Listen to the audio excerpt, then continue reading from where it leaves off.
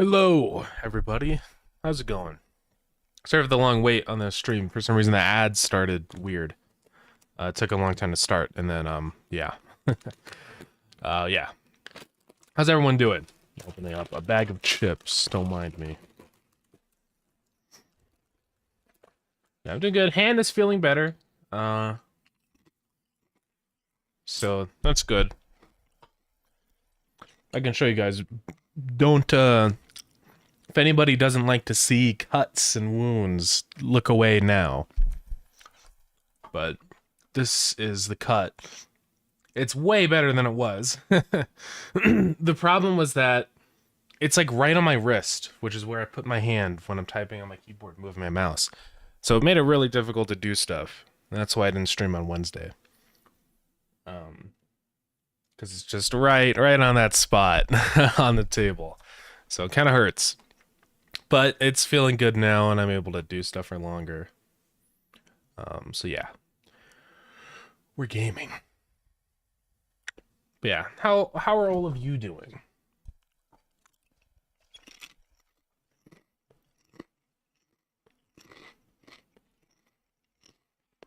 We are going to get jumping into some stuff here really soon.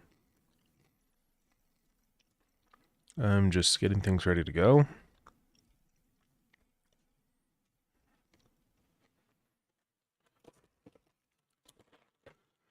Yeah.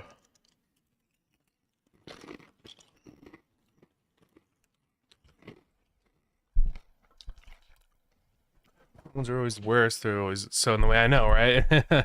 Yeah. They suck because it's always just, you're moving your hand around and stuff. It's always like on a joint or just somewhere super inconvenient.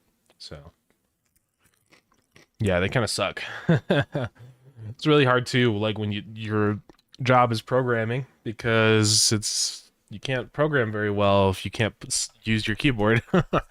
So, yeah, it does suck. Okay, so today I want to get the just a quick little bug fix update up for Starground. Um, just some of the issues that we've been fixing these past streams, and I'll take another look at everything today and just make sure we're looking good.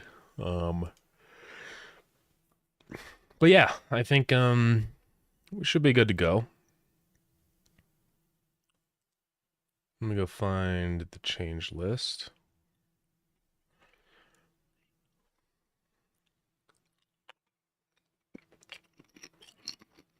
Okay.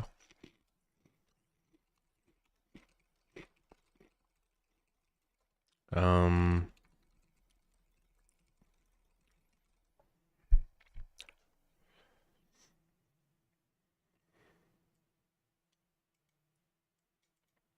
yeah, I think we're all good to go with that.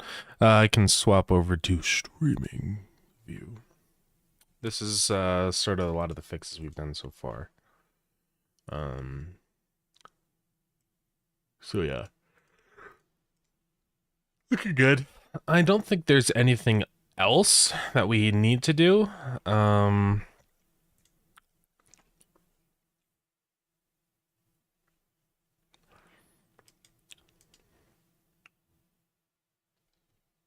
But yeah, I think we're okay. Maybe I can mention that.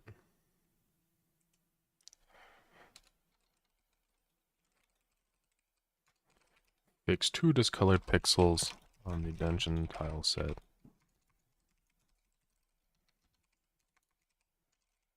There you go. Yeah, I did. So, just writing it down. So this should be fixed. I'm just going down the list and making sure there isn't anything I missed in here. So I don't know why this happens sometimes. It technically shouldn't, because I thought I set the distance far enough to where that wouldn't be possible. But maybe it is still. I don't know.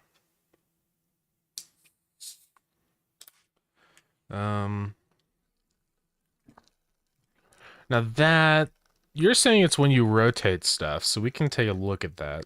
This should be fixed.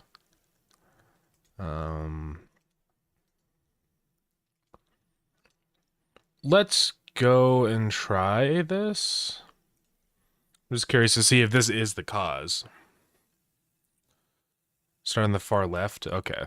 Yeah, I guess it's just sometimes that's the dungeon gets too long. I'll have to space it out further.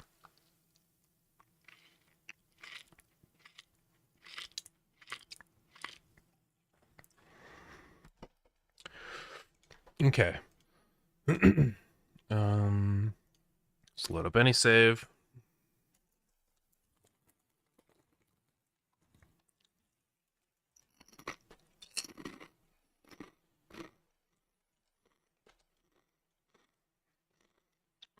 So you were saying it's after you rotate something, huh? It is.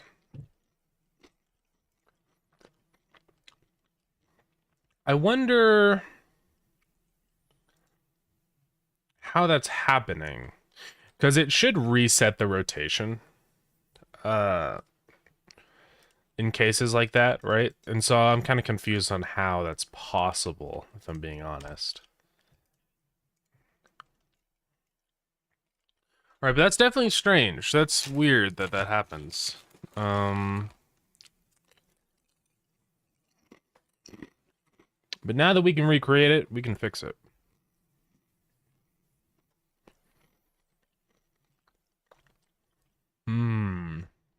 Could be that I'm, no. Well, let's dig into the code. We can probably figure this out now. It's in the, let's go to the player. Oh, this is called build preview, isn't it? That's what I'm missing. I was like, where's my docs on OBS? But they're just not here. Because I was like trying to read chat and I'm like,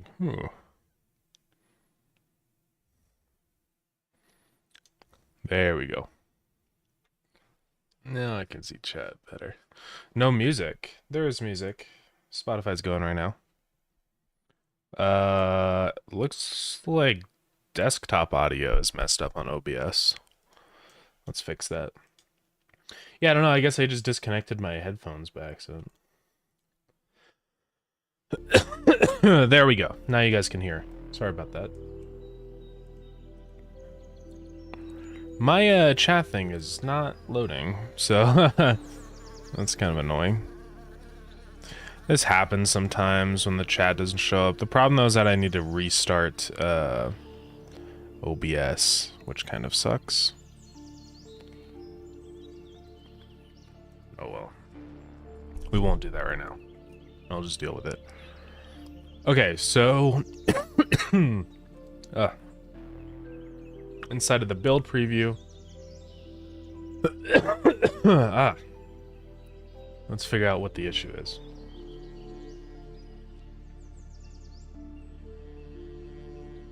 So we're selecting a new object up here.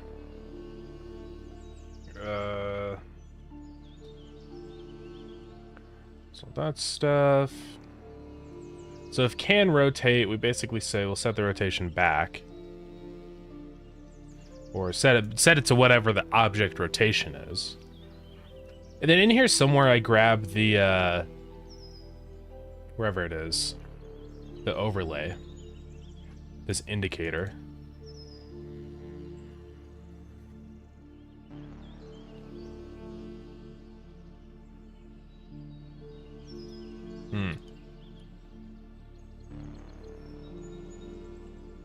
I don't see anything weird though.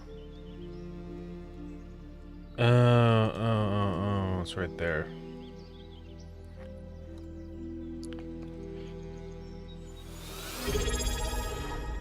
Hey!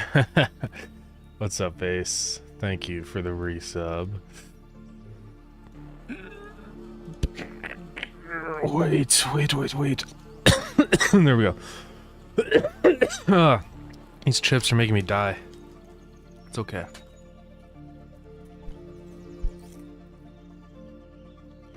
What's up? How's it going?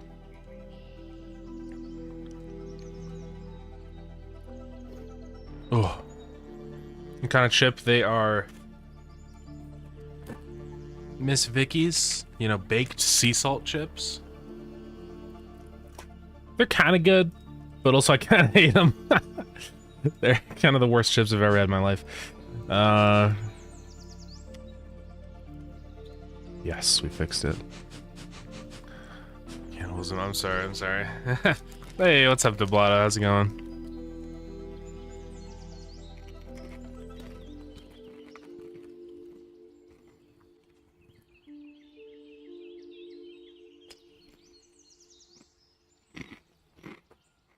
Okay.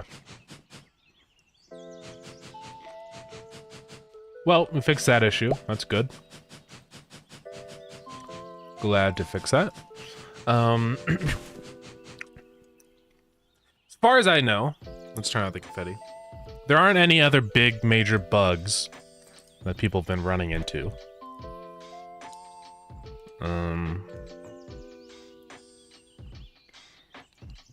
So I think we're probably good to go. That makes me think they're more like kettle chips. Kettle chips are like baked, right? Is that what those are? Because they are. Yeah, kettle cooked potato chips. They're kettle chips. So yeah.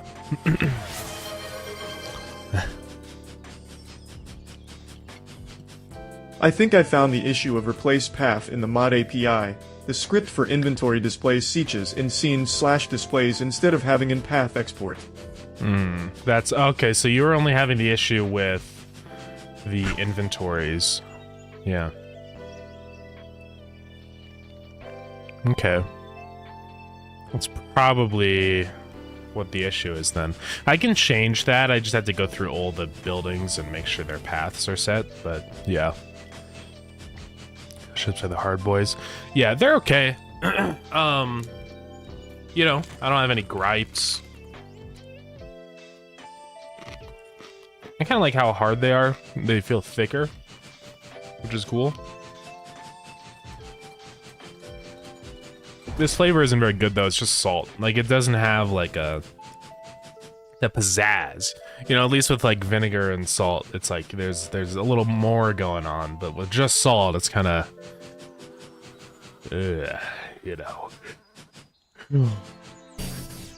I want to thick chip and go wavy. That's totally fair. I mean, that would be my first pick too. I just grabbed this because it was here.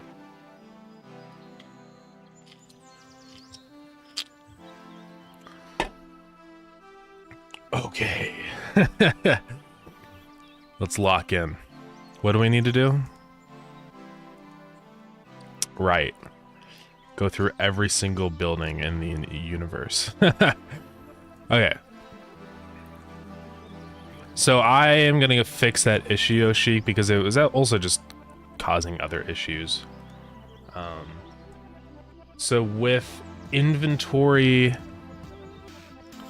with this display override, I have to get rid of the prefix.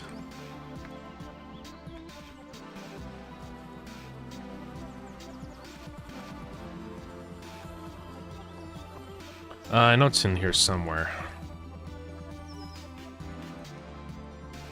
I think I actually do that in the inventory. Yeah.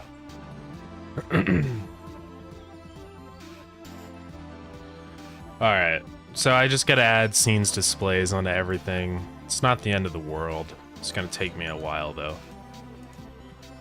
But it's for the better. Oh, you got that treadmill. Let's go. Is that the same one that I got? Use path export? Or export path.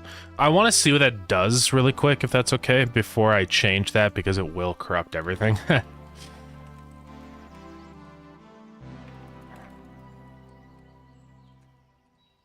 Export node path.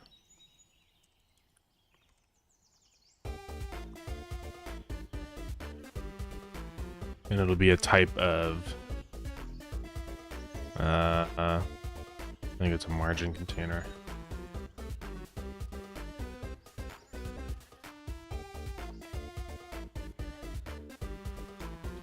Bar display display tool. Okay, I want to see what this does before we... So it just has this, which you can assign. Okay. We could do that. I do need to keep track of all the different paths here, though. Right. Hopefully this doesn't take too long to do. Okay, well, let's slowly start doing it. I don't want to change display override. See, because I know if I change it, then it's gonna eradicate all the other ones, which I think I can see inside of GitHub. Luckily, so let's open that.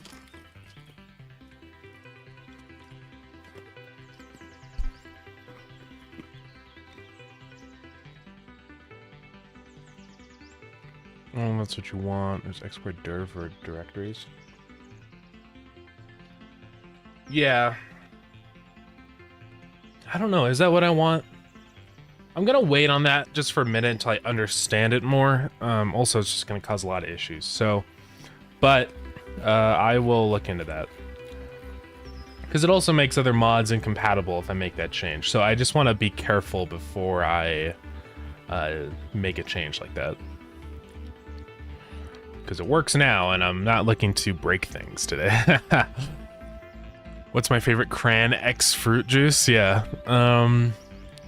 I like coconut. Cran coconut. I don't know if cran coconut's a thing. I know coconut mango is a thing, but I do like cran apple. It's pretty banger. Cran grape can be good. Yeah, I'm gonna be honest, I pretty much like all fruit juice. I got the cran mango the other day and it's gone already, yeah. I know, that stuff's good. I do like me some cran. Get rid of scenes displays.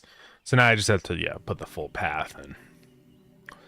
I only have to do it on things that actually have display overrides. So like chests, I don't have to worry about because they don't have overrides. Thank God. Now it sucks because I'm probably gonna miss some of these and then it's gonna break the game. But we'll try. Collector is fine. Computer. We must change computer. Conveyor doesn't have one. Crafter. I believe that the crafter has one guy. Okay, death screen, door. Door. Yo, what's up, Bobby? Mini map room, no sporticles. Electric furnace. A, B, C, D, F, G. Foundry.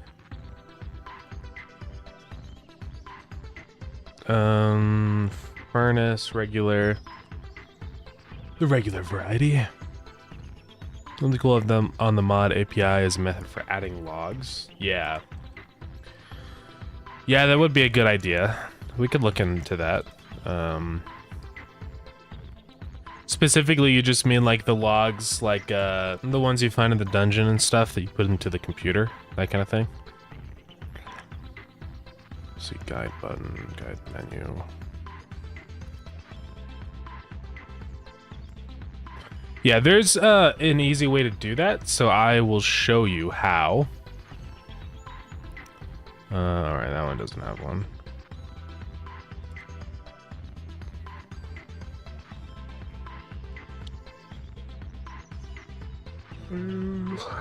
Button.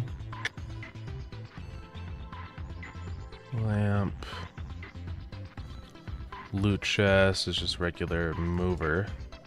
So that has one. Same with the mover long.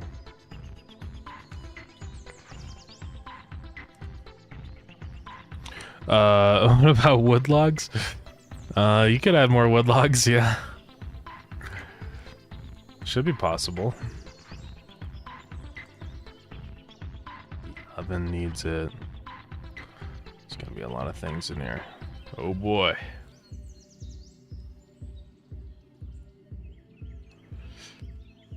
Power network. I just hope I don't miss any of these, because it's really easy to, you know.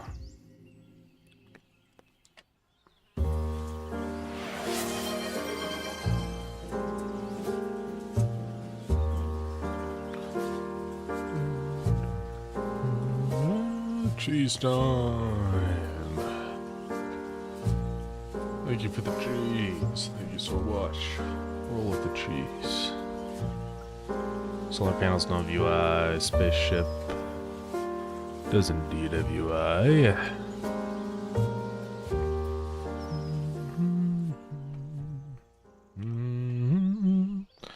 Space Hub does not. Speaker does.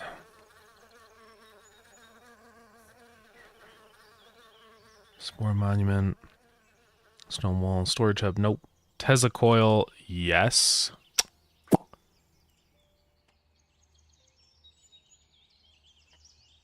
Thumper. No. Tool Bench. Yeah. Brain's going beep boop right now. Me too. That's crazy that both our brains going beep boop. My spawner, underground conveyor, vault. I think we're all good with those. So let me just get out of scenes and make sure that I got all of them. Because sometimes there's like scenes in other places where they shouldn't be.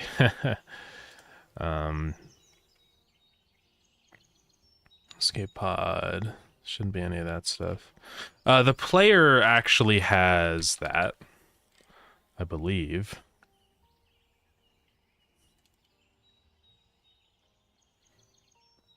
Let me just make sure, though. I think they do. I think it's in this weapon configuration, yeah. Okay, we're gonna go ahead and save all that and just run a test and open up all the UIs and make sure we're good. Yeah, I did fix the NPCs. They don't actually... Oh, do they have... Yeah, they do. I gotta go fix that.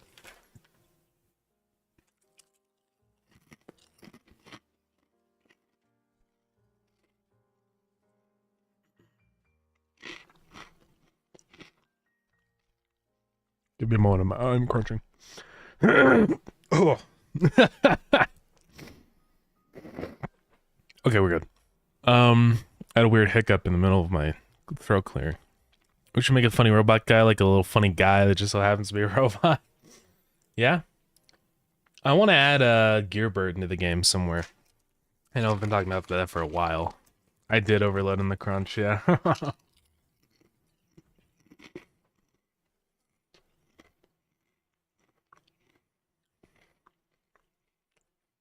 Godot, what are you doing? He is a funny little robot guy that happens to be a robot. Shoot. Godot is dead. It's all dead.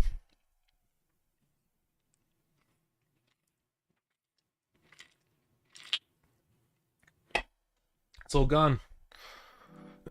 Don't tell me it's actually going to crash this time.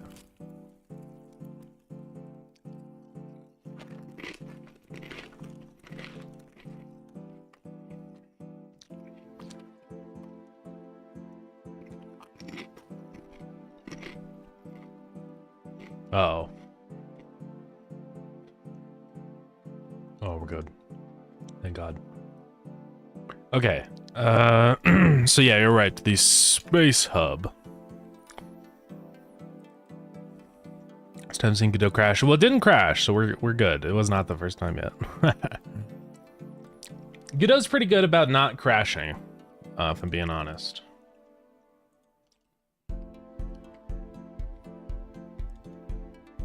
Oops. Okay. That should be every single UI. I can't think of any others. So... let's run it. I mean, just make sure that it's good. I mean, it should be, but you know.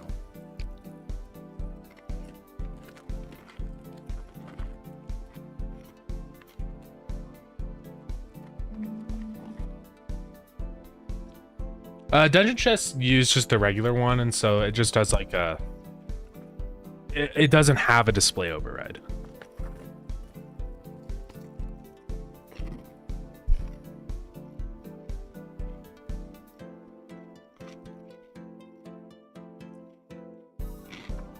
Same with stuff like all the other chests, the collectors and harvesters.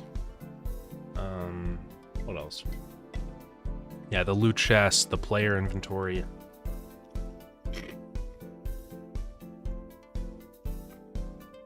Sorry for all my crunch and munching. Hopefully it's not loud.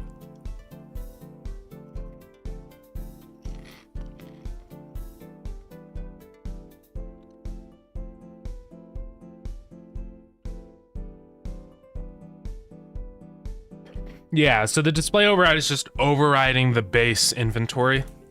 I just do it because there's a lot of buildings where you don't have to type it out, and I'd rather just have it default to that instead of just failing, right?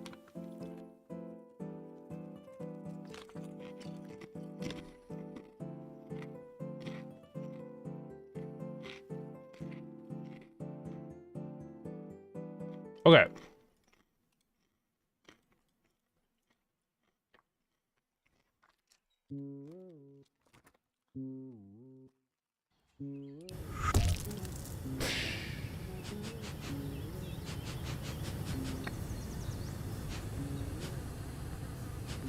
Just gonna open up a bunch of random UIs and make sure that we're good, right? We're already open crafters. Shredders are good. Vaults. What else can we even open? Furnaces, we're good. Oil rig, we're good. Refiner, we're good. Grinder, we're good. Researcher, we're good. We're probably completely fine then. Let's go to the space hub really quick. Yeah, we need to check the computer. No, so that one's not good. Where's the shop UI?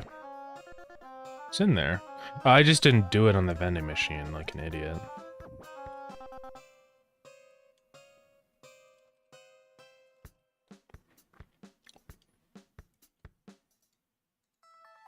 There we go. We're good. We are good. Okay. Sound should still work just fine. Yeah. And then let's go check the computer. Edges over here. We're good.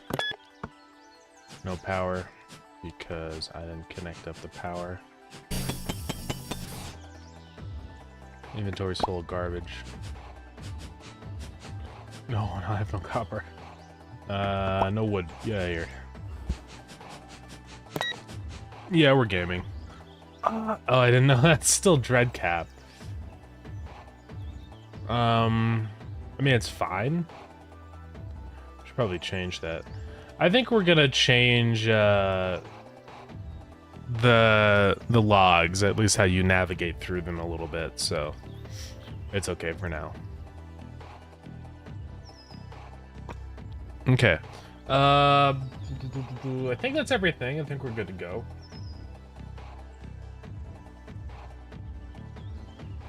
Let's just go fix the version really quick. 9.1.1. You never got any logs? Yeah, they drop from a specific thing. I think it's only in the... Let me go check here. It's only in the second dungeon where they drop from. And they drop from the test tubes. So you have to break test tubes to get a log. It's a 1 in 20 chance, so you don't have to break that many. But, yeah.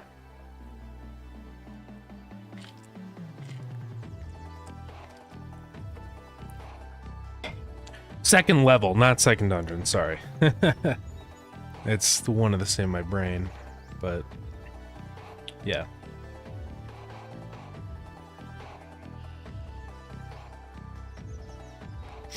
Okay.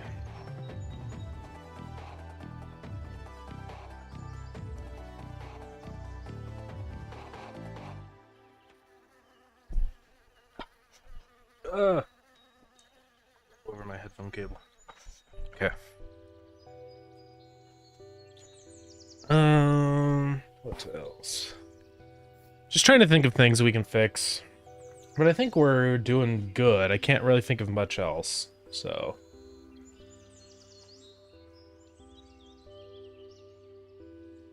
Mark that one as resolved on Discord. Wabam. Wabam.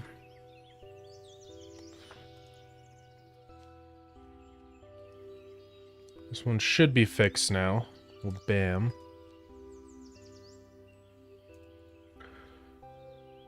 Wabam. No. That one's still not fixed. We should be okay just setting the distance further away. I just hope it doesn't break things, though.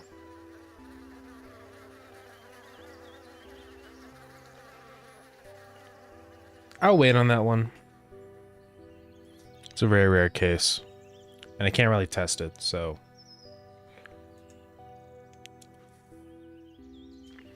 I guess I'm gonna mark this one as resolved, because it's been a long time and I haven't had anyone else complain about it, so it's probably fixed. Then significant FPS drop when building. Yeah, it's probably just making all the things visible. The overlays. To fix that, it's not gonna be super easy, because I'm gonna have to, like, only activate the ones in view. So we're gonna wait on that.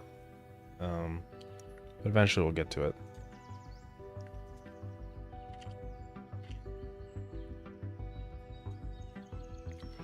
I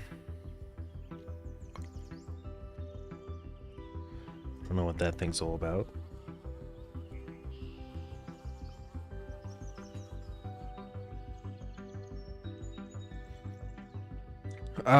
It's not super easy to do that, because that means I'd have to, like, check a bunch every frame for every building, which I really don't want to do. It can be bad for performance adding in that node. So yeah, it seems like that would be an easy change, but it's like, it's all the other implications of it. I've worked really hard to make things with indicators like conveyors and Tesla coils and stuff to run really well. So it's hard for me to just plop a screen notifier and make it update constantly with the screen notifier. I definitely will find a way to fix that. I still have to think about how to do that. Because how it works now is basically when you place down a building, it just sends out a group call to all the other buildings of that type. And it calls a function on them to make their overlays visible. For the Tesla coils, at least.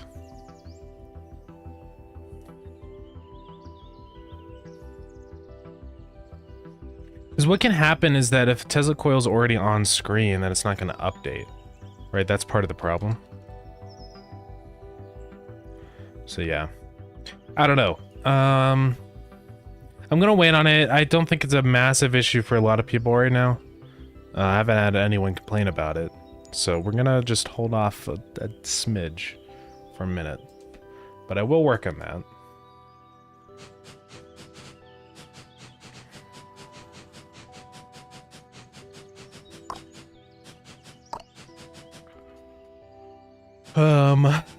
What else?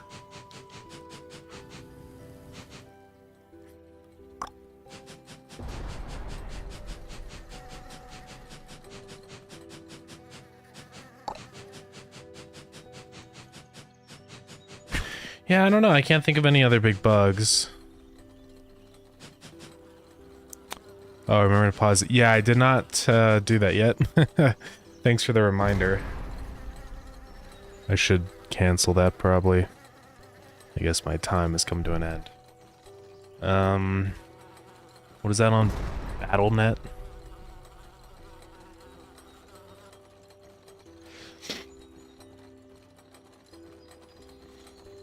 Let me check that really quick. I just want to see what I'm at. How do I like cancel it? Do I just go to my account settings? I guess so. Oh my god, don't give me a... Okay.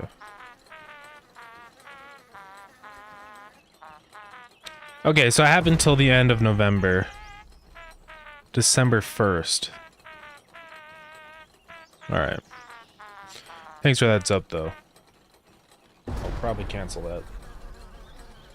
It's fun and all, but I just don't have the time. I knew this was gonna happen. Like, I knew there's no way I was gonna have the time to play it, because World of Warcraft is such a time-consuming game, but it is what it is.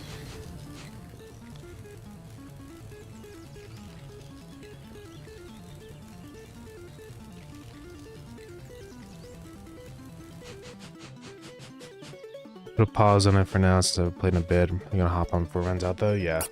I probably also will. Too bad I didn't really get a lot of this stuff done. Like any of the expansion stuff or whatever, but it's okay.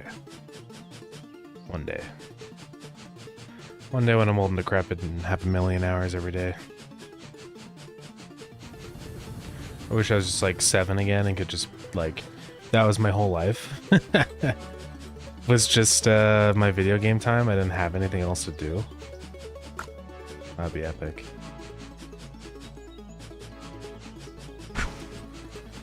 Now there's that whole job thing, so that kind of sucks.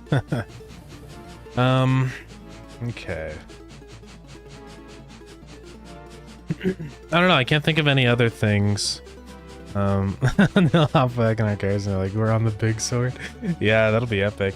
As long as they don't remove the big sword. Right? Because, like, what if they removed it and then we just fall to our deaths? I don't know.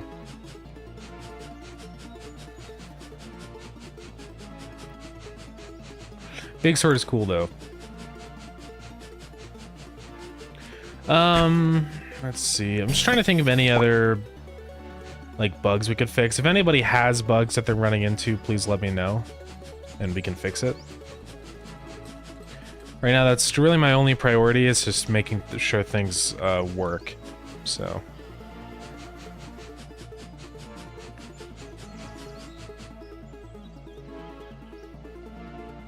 Give the big sword to start the war within stuff? Okay. I didn't even know that. Did you, like, get to all that stuff then? I still haven't done, like, any of the quest stuff. Which is too bad, but it's okay.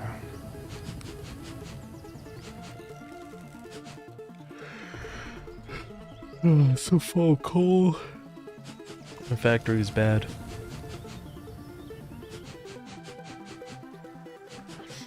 Now that movers always take items out, though, right? Like this kind of setup, like it'll always take these items out. It means I can actually set up a much better factory.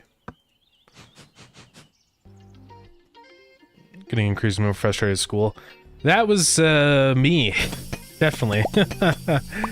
When going to school, it just starts to suck more and more as time goes on. I'll go into that 1 second. Hopped into my mage character and is getting bodied in the starting zone of the expansion. So he made a dragon instead? Yeah. Nice. Did I fix the thumper only counting as 2x2 in the minimap? Not yet. It's just gonna take time to really dig into that problem. And it's only really a visual thing, it's not like a critical issue. So I'm not super worried about it, if I'm being completely honest. Because on some maps, like mine, it looks like it's okay.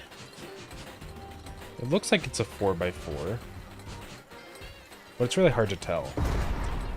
I just don't know exactly what might be causing that, so I am aware of that issue. But I'll go into it more. I'm gonna waste my time, potential, and best years of my life in a silly class learning something I'm never going to use my real job, which I have no interest in. Yeah. I totally get that. There's so many classes that I had to take as like prerequisites and stuff, just to get my degree and finish.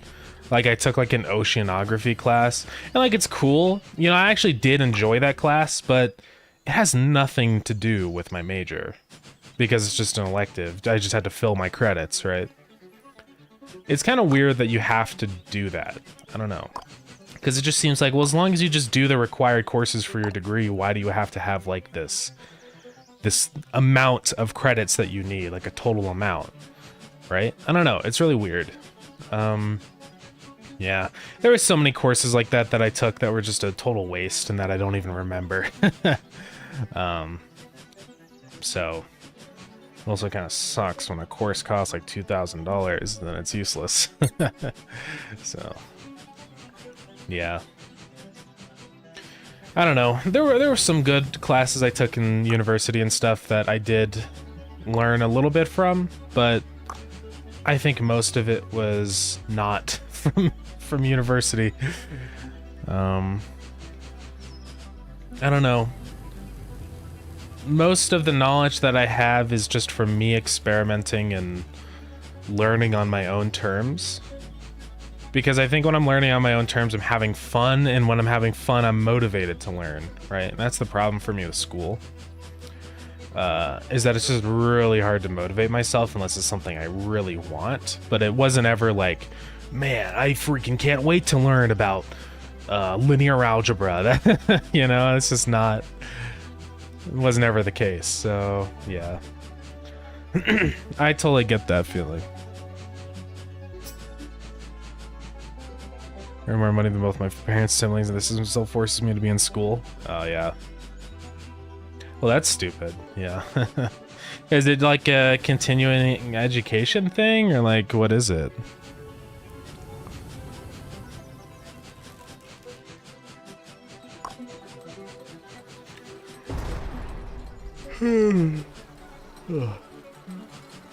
Okay, I think we're good on everything. I just genuinely can't think of anything else that we need to fix. I mean, obviously there's things I can think of, but things that are critical, right? That's my focus right now. I want to get this up quick so we can finally get to other stuff. So yeah, I think we're good. Okay. I'm gonna put this update up then. I think it's good to go. And the tree chopping machine in the Lorax, yeah. They do like they have like the axe and they go back and forth. Those are kind of epic.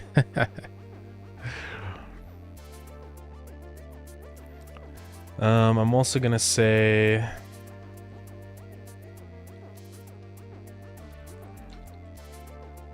change the override path. You know, inventory components. We use a full path instead of ones only in the displays path. Okay.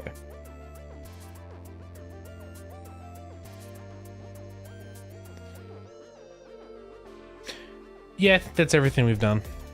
The only other thing I kind of wanted to look at was like taking screenshots with Godot.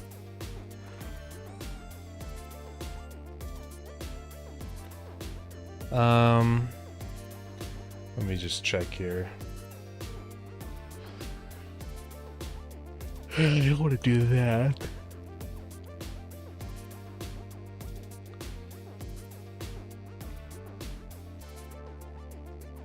Doesn't Godot have functions for taking screenshots?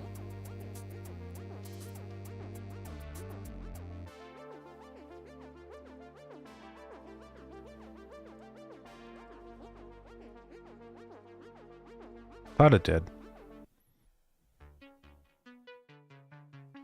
Oh.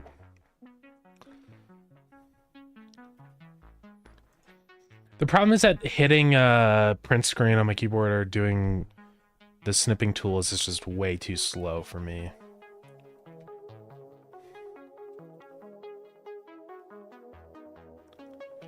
Okay, so you just do that and save it as a PNG. Here's to try this out. Let's try that. Yeah, Windows is a little quirky at night.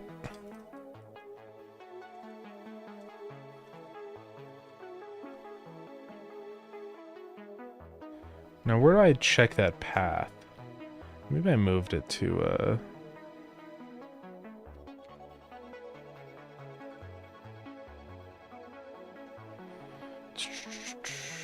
trying to find where. Here it is. When is the bird update? Hopefully soon. We could do that for the automation update, probably. I'm going to add a screenshots folder to the game. Because I'm freaking tired of it. I can't take it anymore. I can't take it anymore. Eating a burger with naughty mustard. Eating a burger with naughty mustard. Eating a... Okay.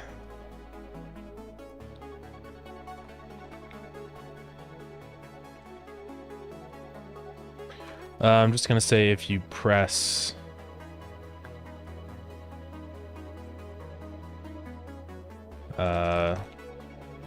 screenshot.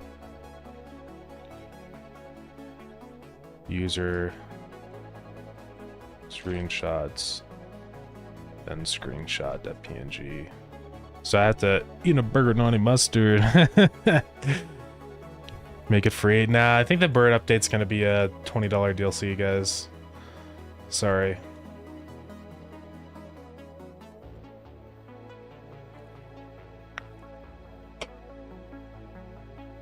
I'm just gonna see if this works. Let's go ahead and add the screenshot keybind. It won't be a free bird, no. Free bird.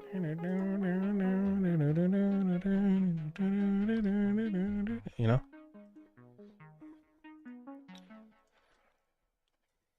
So it should be the same button as a Steam screenshot.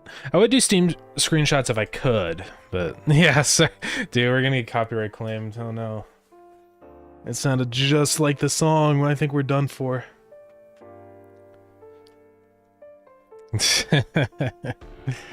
Yeah.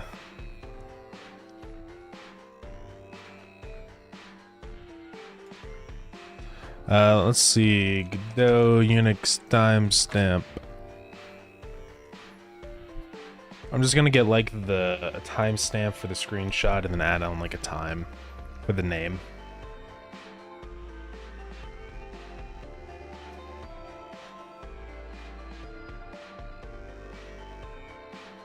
So I want to get Unix time from system, I think is what I want.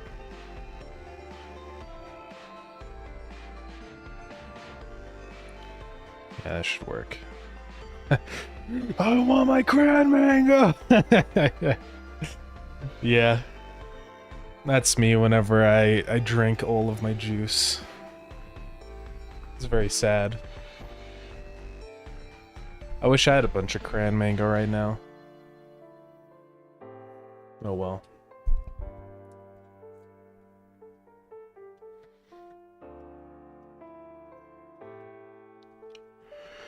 Godot, what are you doing? It's probably because I open every single building in the game. I should close them again.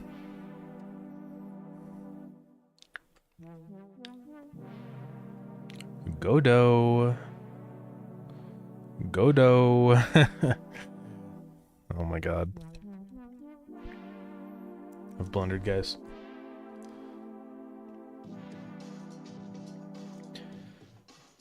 Okay, there we go.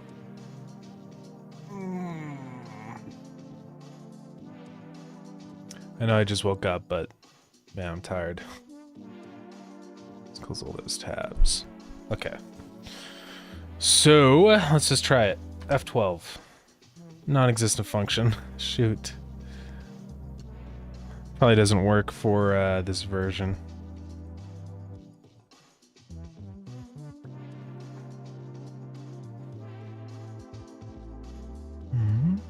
Shift Command 4.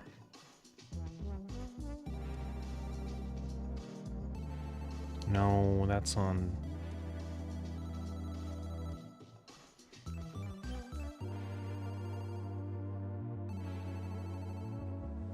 Oh, get image. That's what it is. Let's try that.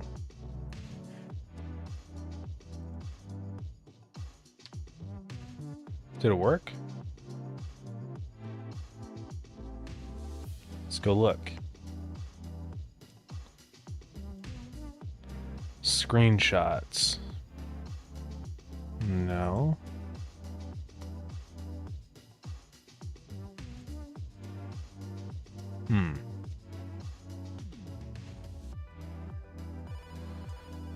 Screenshots / screenshot.png. Well, it didn't work. Oh, it did work? Yeah, I know it'll just create one file. I'm just testing right now.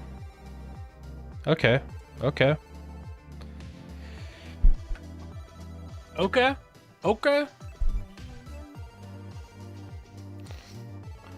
Okay. So now let's actually make this not stupid.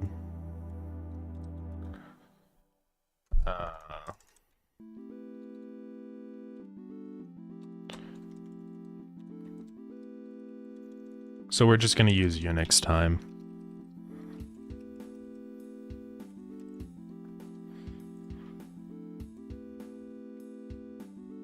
Turn it into a string. Okay. I might format this as an actual date. We'll see. See how I'm feeling. Yeah, so it'll do it like as a Unix time now, like that. Which is okay. Although I guess I'd rather have it as a date, wouldn't I? Ugh. The other day I was in Walmart, one of those phantom carts, I saw a Zero Sugar Tropicana. Zero Sugar Tropicana. That's wacky. Yeah. Interesting.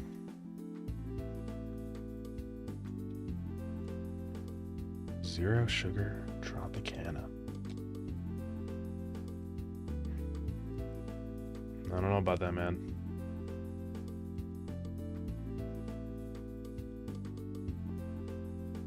I'm gonna add a audio player for this. Let's see. I need to know when I'm taking a screenshot, so let's go get a screenshot noise. Well, here, let's go to free sound.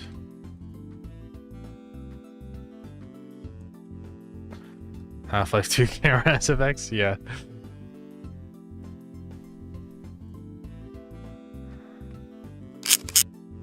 Nope. Sorry, this is probably loud.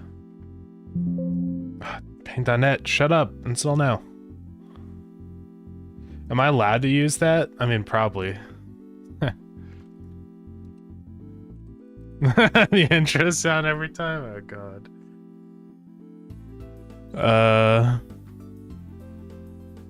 I don't see a camera sound.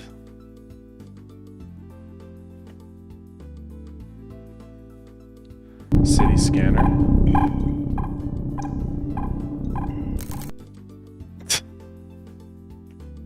Carries him on his camera, yeah.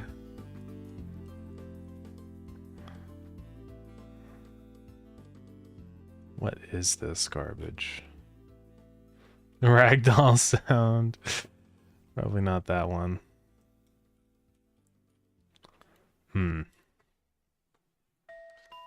Oh well, I don't see any sounds. We'll just find one in here. Yeah, I'm tired of this. Downloads most. Camera snap. There we go. A blink. Canon. Yeah, that sounds like my camera. Camera click. Sounds like a shotgun.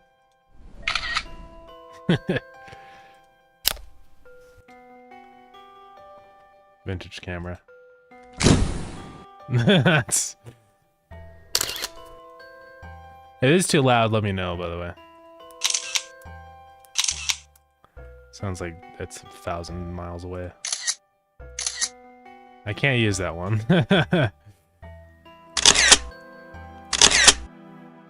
We could use this one. It's a little loud, though.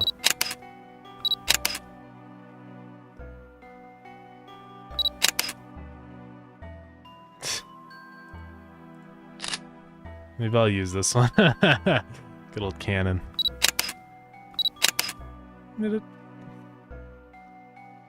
Sure.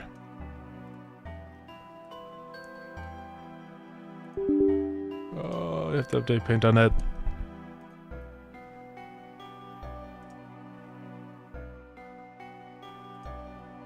Let's go into sound effects.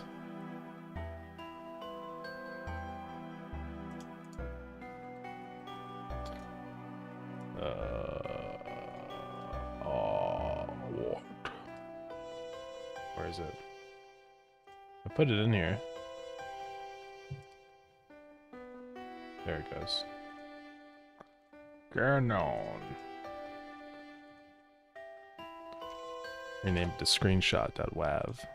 Okay. Okay, so now when we do that, I'll rename this to screenshot. Oh my god, Godot. Screenshot.play. I guess I gotta close my scripts or something. It's being rather slow.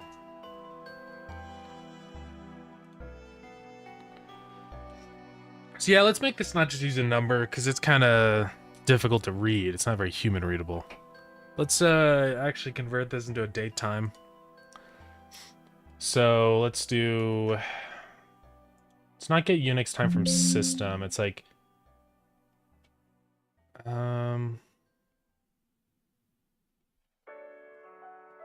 We'll figure it out.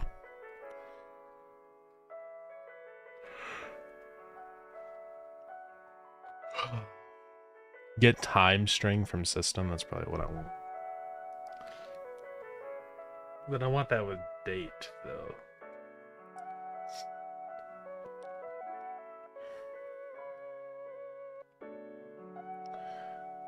Yeah, this is what I want.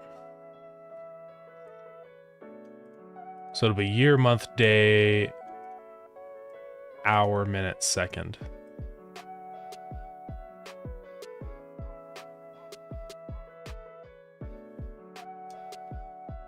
I'll just get date time string from system, yeah.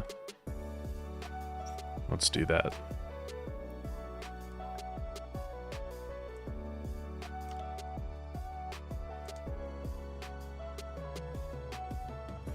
Hopefully that'll work. Let's say time dot that stuff. Sure, let's start paint on that. Okay. Oh, yeah, I crashed the game because that wasn't in there. Okay.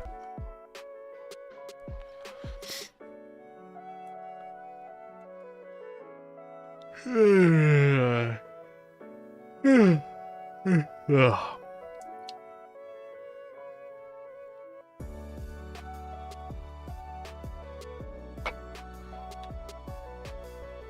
Didn't work. Oh, I didn't actually set the sound. Oopsies.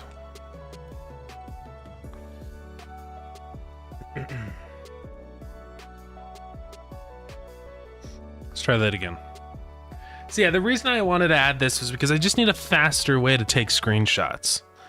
The window snipping tool is way too slow. Like, I have to open up this whole menu. There's like this second delay, and so it's never on the right frame.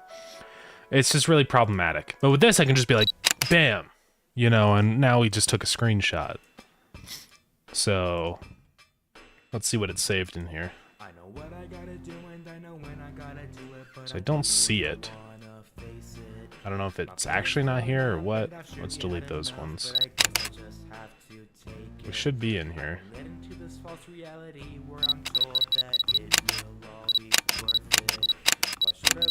Oh, I'm getting an error. What's happening? Can't save PNG at path. It's because it uses illegal characters.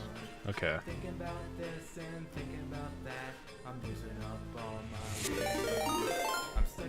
Hey, Exodrifters, thank you so much for the raid. Let me give you a shout out. How's it going? Who's that shout out?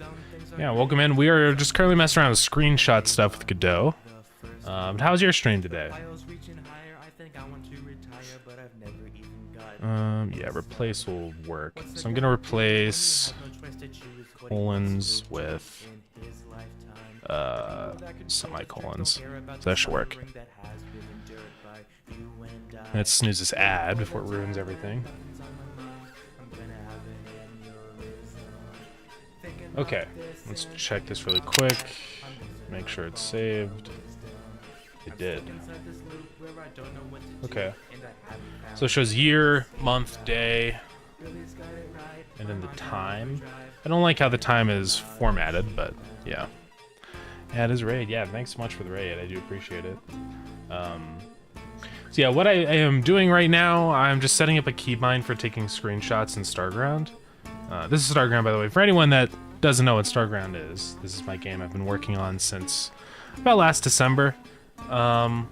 It's a combo, essentially, of automation and dungeoning. So I'll just load up a save here really quick. So you can build a factory, harvest resources, build stuff, research stuff, all that business. And then you can go to the dungeons and battle and fight. So there's guys that spawn in here. Pretty recently we added another level. So once you kill the main boss on this zone, you can delve deeper into the dungeon. That's going good. I'm just kind of working on finishing up some little bug fix things right now, so I can get an update up today. So yeah. Oh well, got the game ready for a playtest. Awesome. Let's go. That's cool. I'm gonna have to pop in your stream sometime and see what your game is, because I don't actually know, I'm being honest. If you've got links or anything, you're totally welcome to put that in chat. So yeah. Yeah, you're totally welcome to put in did I say description? In chat. There we go. Oh yeah, no signal. I saw you, yeah. Actually, I know, I've looked at that before. It's looking really good. Yeah, no, I was looking at this, I think, at one point. It looks really sick. Yeah, I can't wait to check this out when it's ready to go. Yeah, I'm gonna have to pop into the streams and watch some development, because I am very interested in this. It looks cool. Yeah, escape room. That's really cool. I like that idea of like yeah, you're like in a station around a black hole. That should be really fun. I love escape room games like that. You know, it's I think probably one of my favorite forms of puzzle games. So yeah, that's really sick. Well, thanks for sending the link out. I appreciate that. If you're tired or anything for streaming, you're totally welcome to leave. I get that it can be pretty exhausting, so no worries at all if you've gotta go eat dinner or whatever. Let's kill this stupid boss. So Vlad, you asked, yeah, so Steam does do screenshots, but the problem is that when I'm developing in Godot, I don't have the Steam functionality, right? Which is a big problem. Because I need to add this so that when I'm like fighting guys, I can just hit F12 like that, and then it shows up in our screenshots. Perfect timing, no delay and all that business, right? It's just perfect. That's what I want. So yeah. Now we are in the deep, scary dungeon.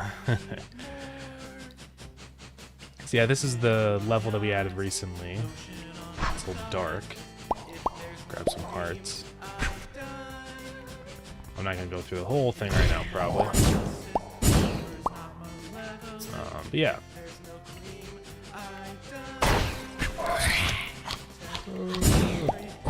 I know you still want changes with this level, Ace, and we will do that. I'm just not going to do it right now, obviously, because it's just trying to get a bug fix update out.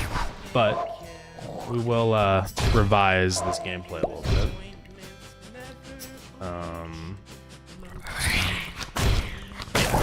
I think you guys get the idea. I'll go ahead and finish up this screenshot business. I just don't like how the numbers are formatted. It's a little quirky. They're kind of messy, like with the T and stuff in there. I think what I'm gonna do is get daytime dictionary and then just format it myself. This is gonna be better that way. Might actually do a string format. I don't know how this really works with a dictionary though. I know you can do it. It's like string.format. I have no idea how it works though. Let me read up on this.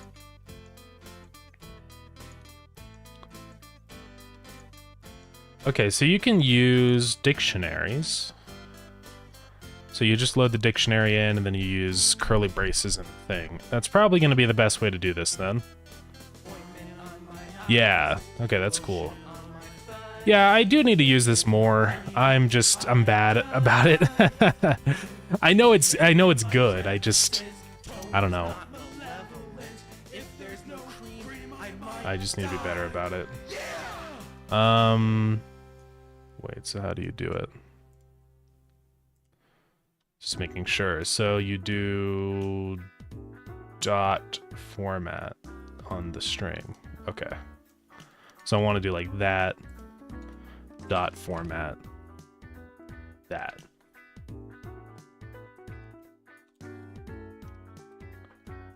Should work. What am I messing up?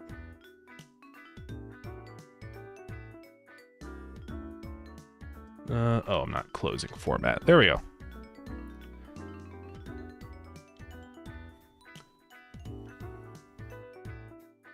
Ads.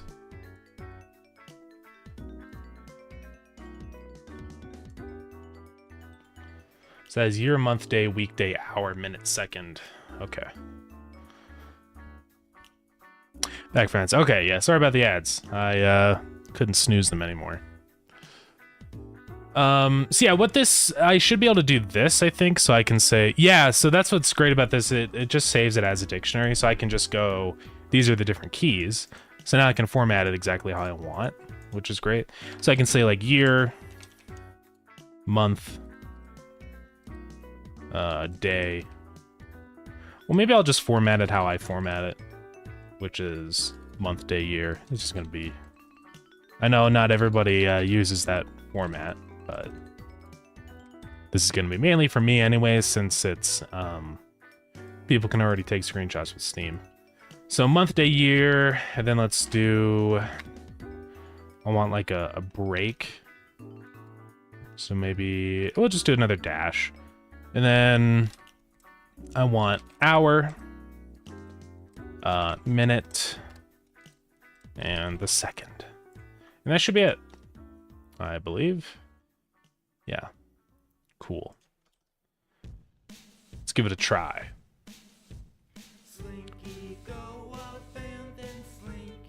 Yeah, you do field, yeah. Yeah, this is cool. I need to use this more because I can see this being great for a lot of things. There's a lot of places in the game where I use this kind of setup, where I have a dictionary and stuff that I'm pulling data from and I need to insert into a string really easily. I've always just done it the stupid way, but maybe it would be a good idea to not do it the stupid way and do format. Yeah, I like that format. So month, day, year, and then the time. Yeah, that'll work. Okay. Yeah, I mean, that stuff doesn't really matter. You can, like, figure out what time that was if you need to. I'm not going to change it to 12-hour format because then we could get cases where, like, I mean, this would basically never happen, but it might be confusing, though, if you take a screenshot later in the day, but it's sorted before the one earlier in the day, so it's just really weird. I think it's good how it is now. So yeah. Yeah, that's pretty much it with that. Maybe I'll go ahead and also add it to the controls so you can rebind it, just in case people want to do that. It's probably not a bad idea. So let's do that. It's going to be in options. Let us go to... I wish I had like a better way to do this system. I don't know. Hopefully at some point. So this is the rebind button. For some reason I can't duplicate rebind buttons. I think there's some data that's like gets duplicated over and then it causes issues. I don't know why. Then that'll just be screenshot. Action will be screenshot. And we should be good. I have to go now. Have a nice stream. Sounds good. Yeah, thank you so much for popping in for the raid. I really appreciate it. And yeah, have a good rest of your day. It has buttons. Okay, that should be literally it to rebind that. So let's go check what happens.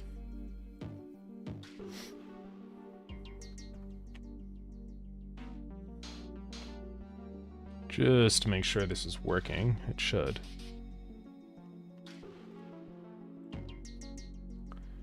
And yeah, we're good.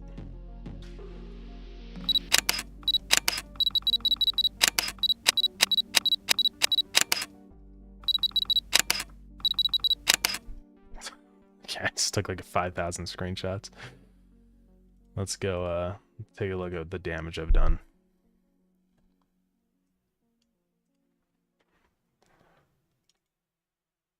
Yeah. So the only thing is that if you take multiple screenshots, it'll override it in the same second, which I guess isn't really a bad thing, because if you do it again, you probably want to override it. So if you're like, right, like at most, it'll only do 1 per second, which is fine, I guess. I mean, it's not a big deal. Most of the time, you're not going to be doing that, right? So I think it'll be okay.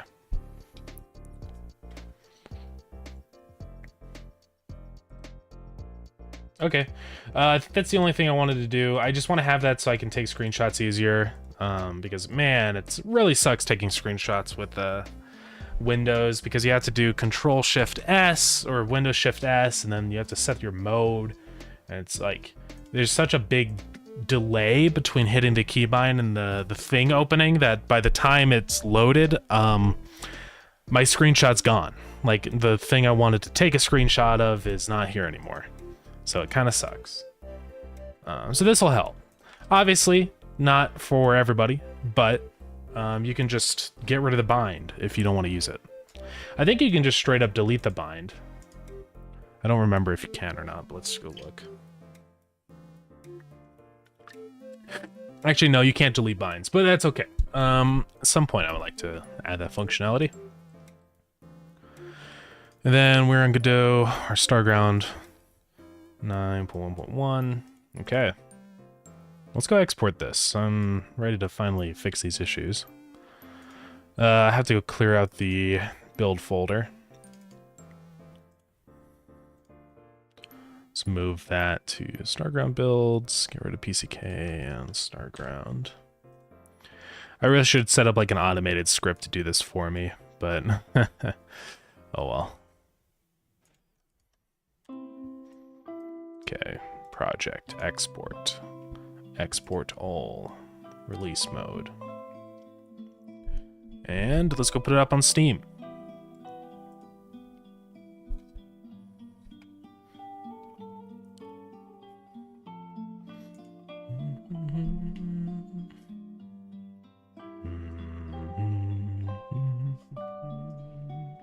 I guess I need to specify this here.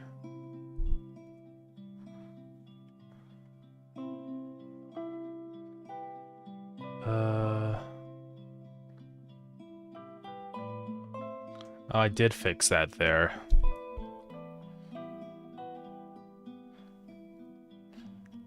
Never mind.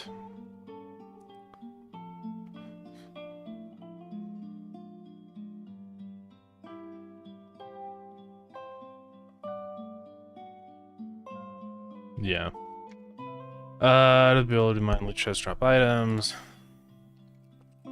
Added a screenshot functionality. Added an in-game screenshot functionality. Okay.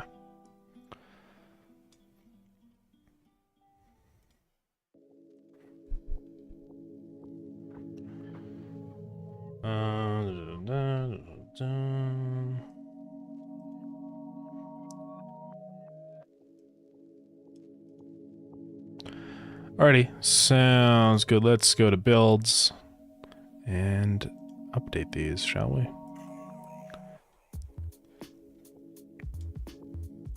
So Starground windows, we have to pack them into zips. That's another thing that's kind of annoying. And what I would like to automate with a script. Starground Linux v 0.9.1.1.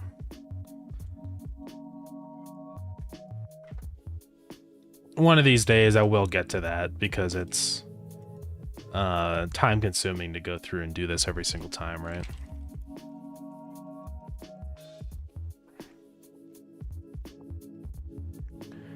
I'm just stupid and don't know enough about script. Well, I mean, I could do it with like a little Python script or something. It wouldn't be that bad. I'm sure you could do it with just like a batch file, or whatever you want to call it, on Windows. I haven't done a whole lot of batch files. I mean, I know all a batch file is just essentially just a list of commands, right? So it's not really complicated or anything. I just don't want to accidentally mess something up though with my script and like delete my computer. So yeah, I'm gonna start uploading these now. Whenever I do this, the stream usually dies, so I apologize in advance, but we're gonna do it. So hold on to your horses.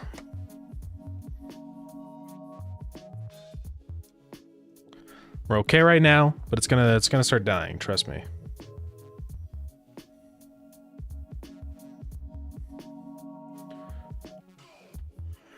Yeah, there he goes.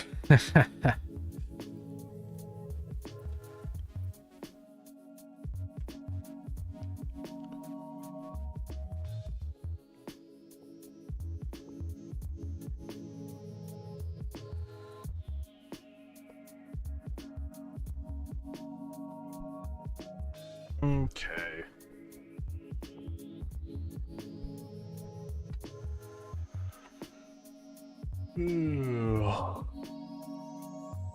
Love it so much when I kill my stream. I should be getting fiber soon, which will help a lot with with this kind of stuff. Just because my upload speed isn't super great. I have I think like 20 upload with my cable internet.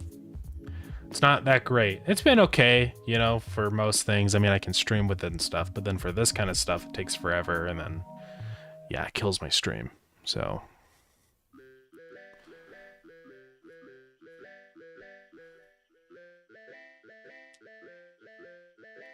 okay, Linux is done. Windows is on its way.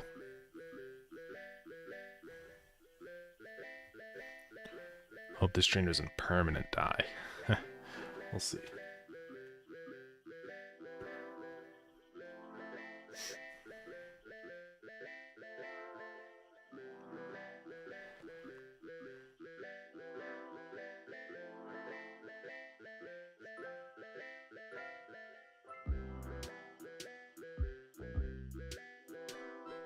Almost. Hold on, gamers. I know, I'm sorry.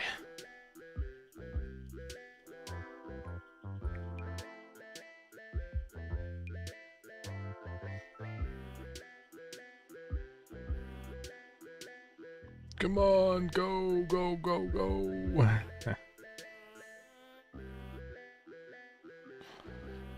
We're so close.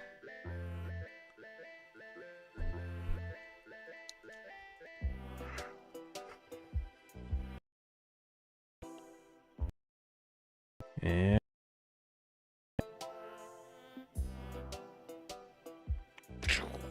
we're done. Stream should be coming back. Yeah, looks like stream's all good now. Sorry, everybody, for the death of the stream. But we're okay now. Go, Godot. that's my power up line, yeah. So I'm gonna do that, and then we have to go to our builds and set it as the live branch. This one is the default. So I have to get my, it sends a phone number verification thing, so I'm gonna move this over. Okay. A lot of hoops to jump through to actually set an update. I don't know why. I mean, I get it. It's just like as a security thing, because if you have a big game, you want to make sure you have these systems in place so you don't accidentally put up the wrong build or something, right? Because that would be bad. Alright, and let us go publish the changes.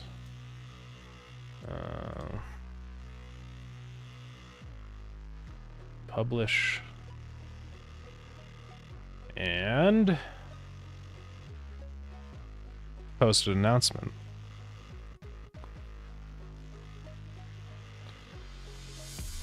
Okay.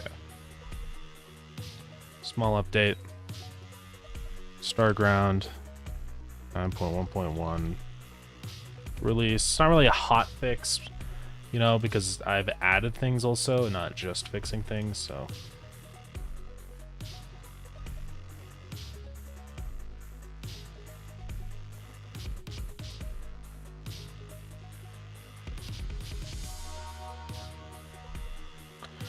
Optimizations, fixes, changes, additions. Yeah, I gotta add headers.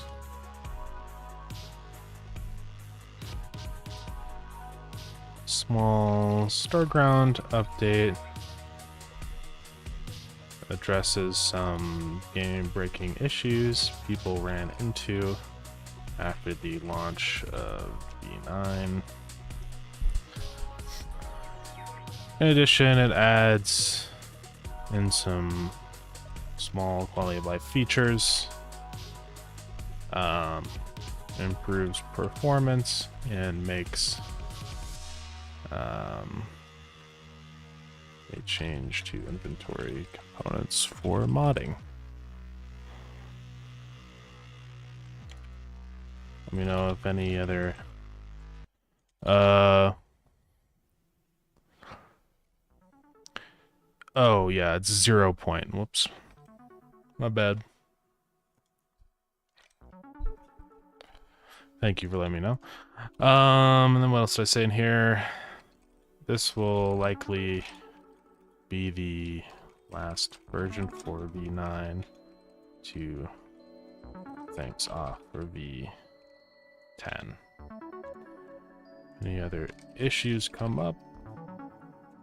And thanks.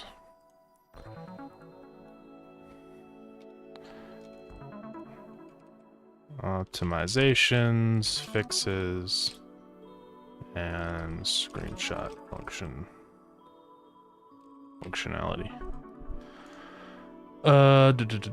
Link it to the main build. Say the plans for V10. I am probably gonna wait for a separate post about that. I think what we're gonna do is draw up a roadmap and kind of describe and dive into what V10 is gonna be about. So I'm just gonna wait 1 second on that. Which will be brought up again in a post about our roadmap and the plans for V10. Yeah, I just want that to kind of be a separate thing from just a little bug fix update, right? Let me just make sure everything in here is good. Looks good. Publish.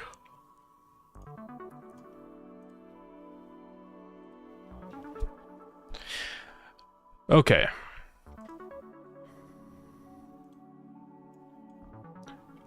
Let's go put up an announcement on Discord.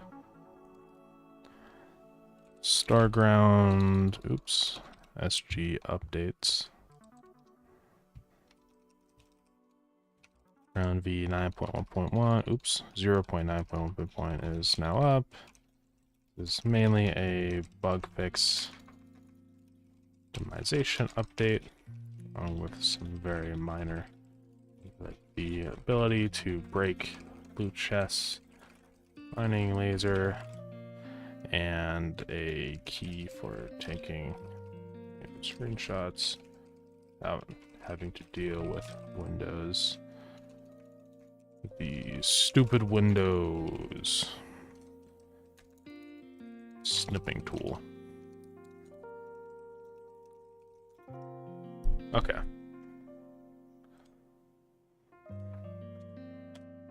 Boom.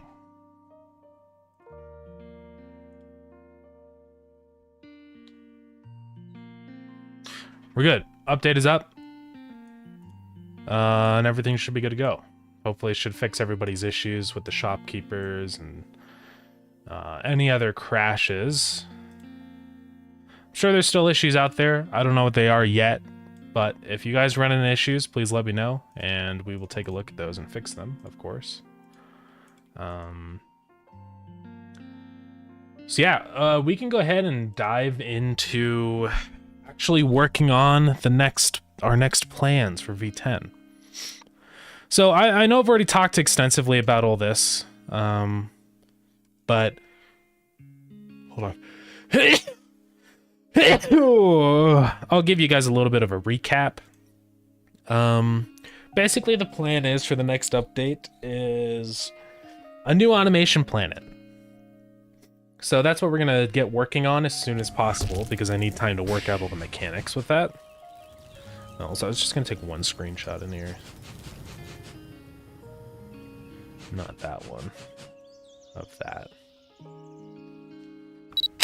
It's also nice this doesn't include the mouse in the screenshot. It shouldn't, at least. Because it just grabs the viewport, which the mouse isn't a part of. So, you know, that's always good stuff. I'm gonna have to go around and take some random screenshots of things. I know that me and Graham have been talking about updating the store page just slightly, so I need to do that. My nose is itchy. We have pumpkins.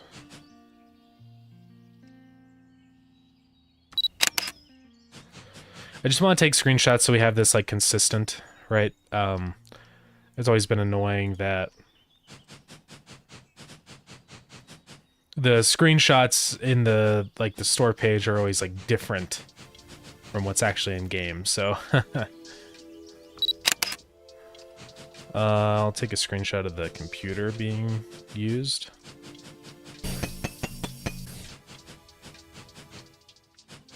Of course, my inventory's full. Connect it up. Huh? Now it doesn't have an image? That's quite odd. Huh.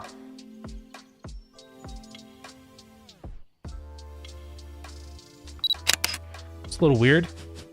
Inventory update one?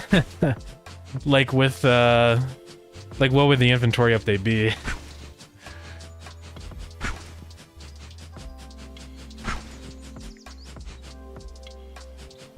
You know, I'm gonna have to take a lot of screenshots of the combat.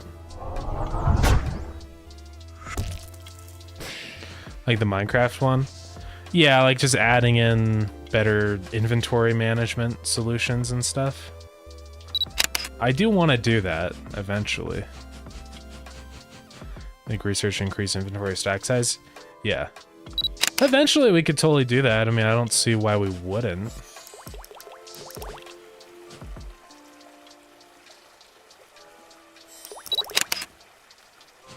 So I love that I have this much precision now, right? With taking screenshots, I can like just quickly snap something.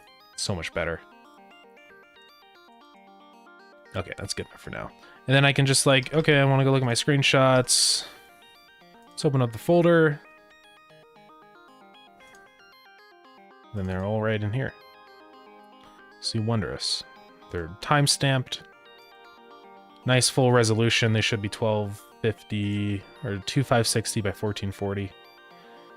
They basically are. It's close enough. They're 2558 by 1438. Same thing. Okay.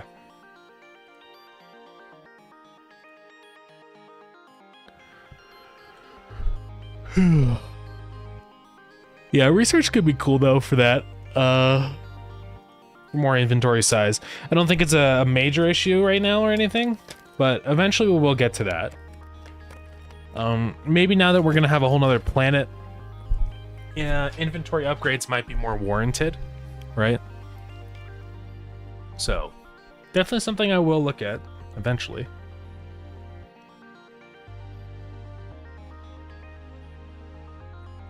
Okay. Well, I think we're ready to go here. Let's just jump into the next planet stuff. Really where we need to start is with the spaceship display, or the, you know, the star launcher. And we just need to add another planet to this screen. So let's get started on that. Let's see here. I need to go to... it's gonna be annoying, isn't it?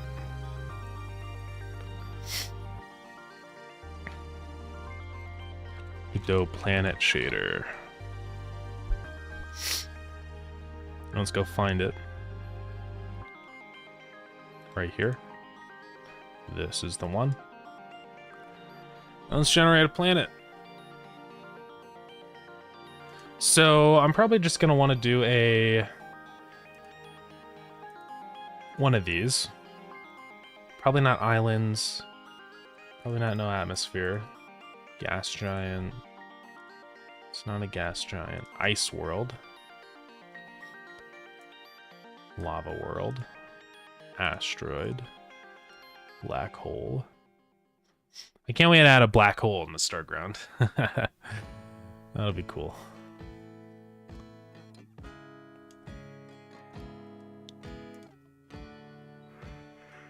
Because it looks really epic. Then we can change the colors to be whatever we want too, right? which is really cool. I can't wait to do that. Yeah, black holes link shining other solar systems. I thought about that. Other solar systems. We're probably gonna hold off on that for a little bit, but eventually, one day maybe. I mean, eventually we're gonna hit a spot, if I'm being completely honest, gamers, where I will have to start working on a different game. Obviously, I'm gonna keep working on Starground, but we'll see. We'll see what the plan is. I don't know what the plan is, right? So yeah, look at it when it's high res. It's kind of cool.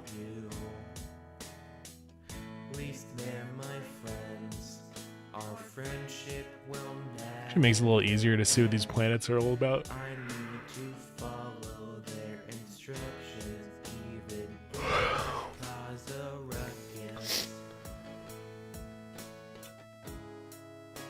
I guess we'll just do islands, probably. We'll have to work out the colors that I want and stuff. There's a lot to go through here.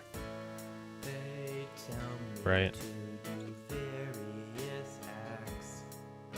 I think islands is actually the one I have for this one.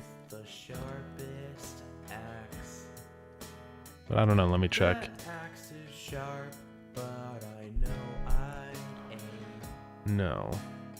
But I can actually just hide land. Right? And so it's just water. So we should do that.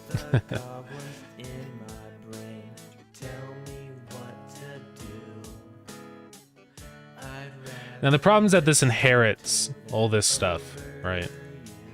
Water, land, and cloud from here, whatever this is. This is land masses. So I need to duplicate. Does this also have like weird stuff in here? No. I just need to duplicate land masses and change that behavior.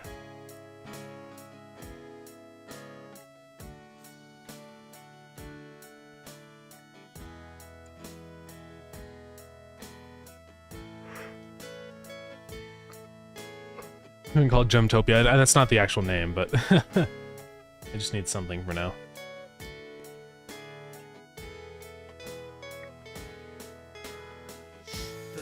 Ooh, position.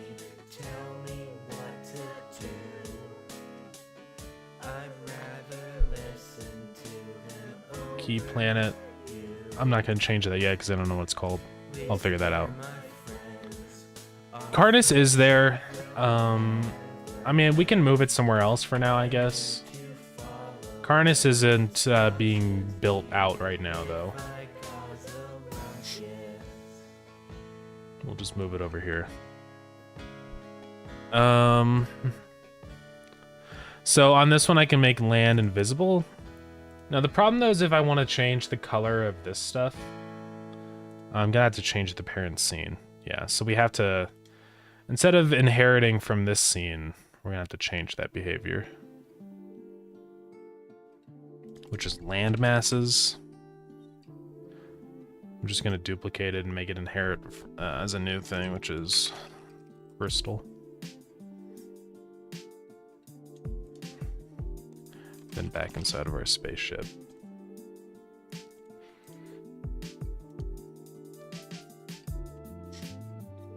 Kind of hate how it's like a different scene. Could just export some variables from that script and just change them in the inspector per planet. Yeah, I'm kind of debating just getting rid of this whole scene inheritance business because it really sucks. Yeah, it just causes me a lot of issues. So I think I'm actually just gonna copy this stuff and just make a new thing. Honestly, because it's super annoying.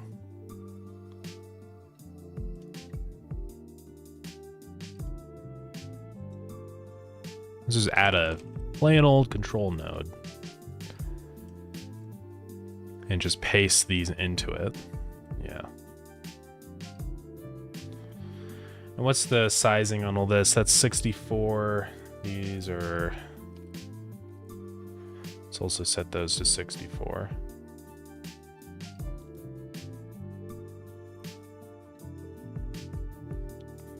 Let's delete this other Gemtopia.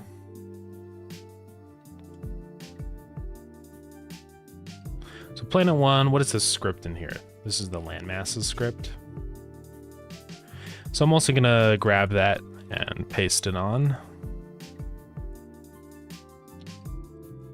But now we don't have to worry about it inheriting from another scene, because it was just stupid before, let's be honest. So I need on GUI input, on mouse entered, and on mouse exited.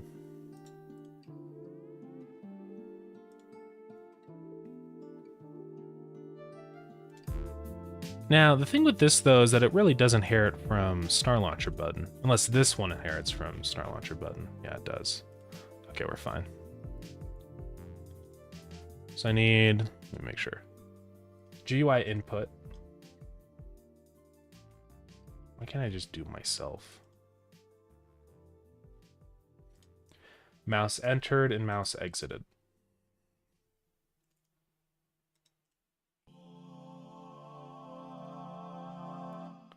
Okay.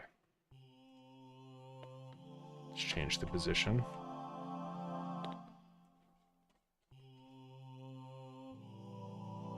Okay, so we're gonna try changing the coloring on all this stuff. I don't know if it's gonna cause us issues. We'll see. Hopefully not, because I don't want it to change the color of the other one, right?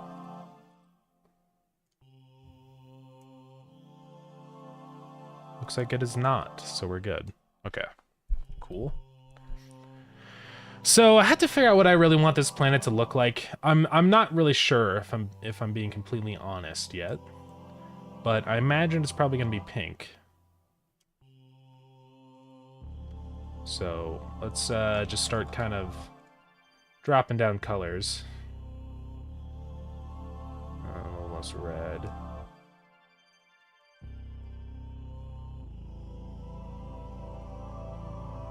Even more or less red. And there's no land on Gemtopia. The clouds, let's mess with those.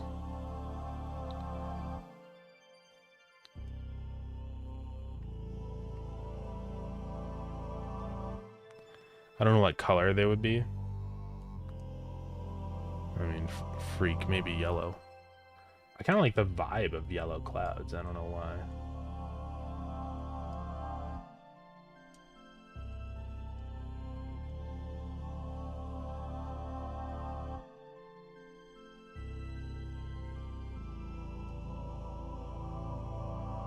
I don't know if this is going to be the permanent thing. We'll see. Right.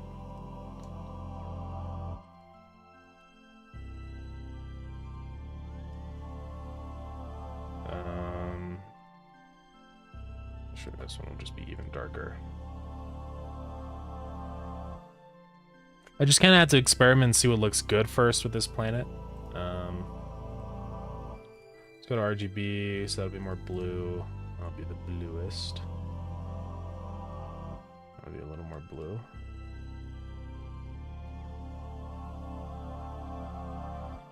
That may be what it's going to look like. I think I might actually also change some other things around. One thing is that Enceladus is supposed to be a moon of Viridian. Right, so I'm going to move Enceladus to over here.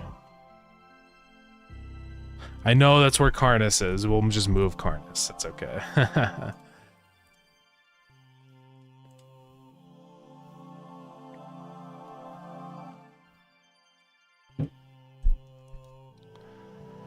And it says not 128 by 128, 64 by 64.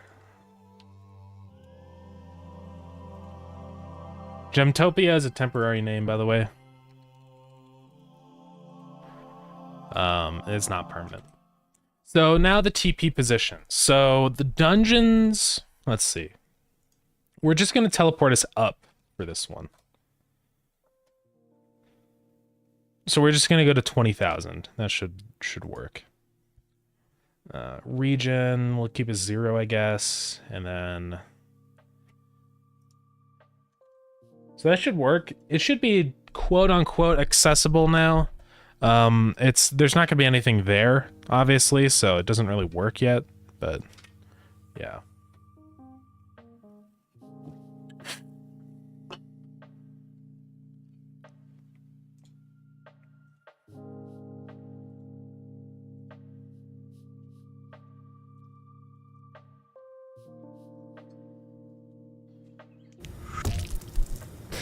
Let's go try it.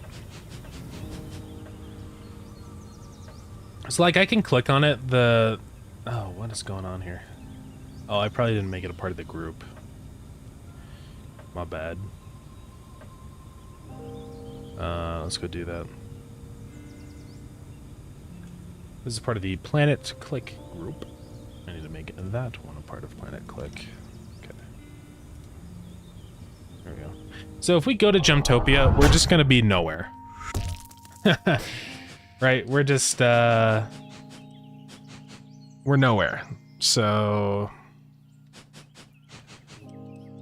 I don't think I can even build a star launcher over here. Maybe I can. No.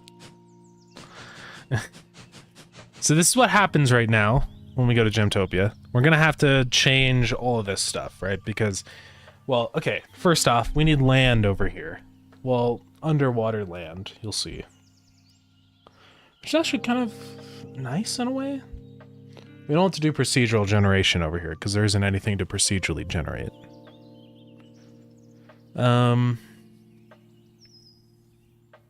So yeah. We'll have to work all that out. Before I really do that, I have to make a tile set for it. So let's get around to that.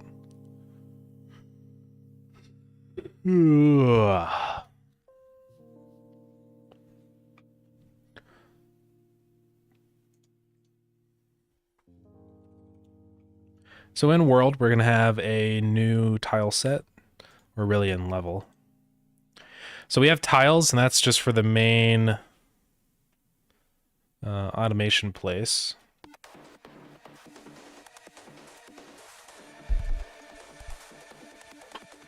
Now let's see, I don't really want to have to change our tile set, because that really sucks. But maybe I'll have to.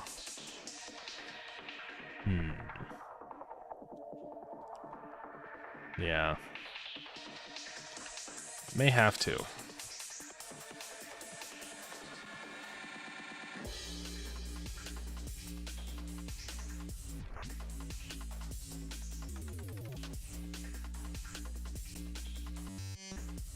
I have a navigation region here?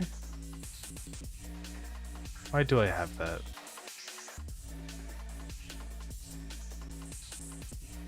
Must be for something navigating. Well, let's get rid of that. I don't think that's supposed to be there.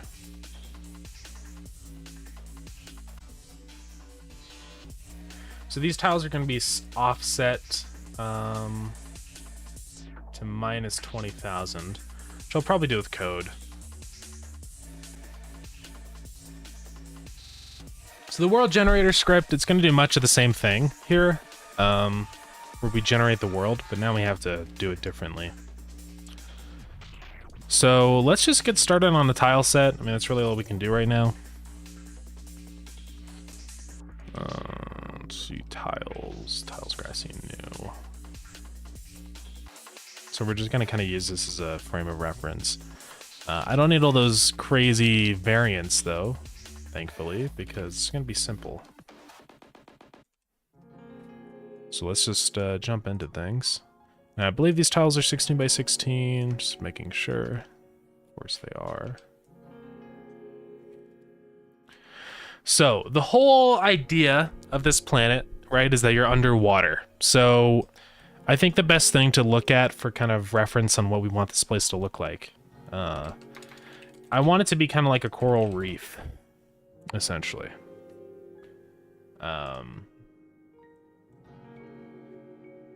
So this is going to be the overall vibe of this place. It's going to take a long time to add in all the decorations to actually make it look good. But we'll slowly work away at that. So really we just need kind of like a base layer for these decorations, which will probably just be sand. Maybe it could be a little sparkly. You know, so let's go look at some pixel art sand. It's going to be something basically like that. And we can add like some variations in so it's not so uniform. So we're just going to do some waves. So yeah, I mean really it's pretty straightforward. So let's do that.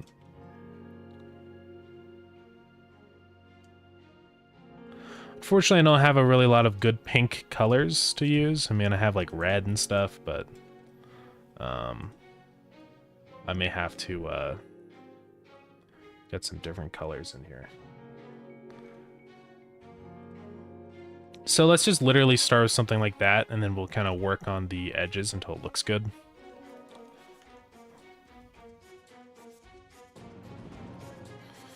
So that...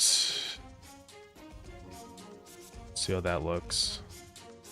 So that's connecting up there rather well. One problem is that this doesn't have a connector. Right. Because that one goes down there. But then I need to make sure that one connects there. So, like that. Just make sure that looks good. So it looks good vertically, it looks like. And The right side's a little messed up, though. So there's some things that we have to change.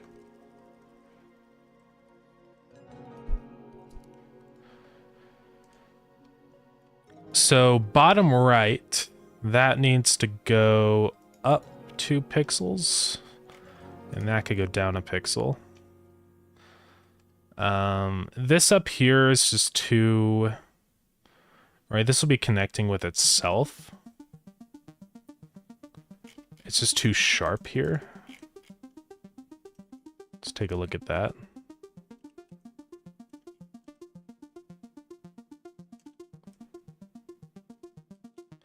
So that's not too bad already. And then with variations and stuff, we can make this look pretty good and organic, I think. Oops, I screwed it all up. Right?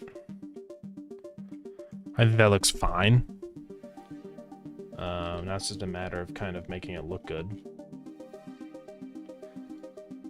So sand basically has 2 colors. Well, 3. Well... Yeah, 3. So it has a bright color and then a dark color. So I'm just gonna fill in half of this with the dark color. And I'll probably have to make more changes after we do this, but to the tiling, but it's okay.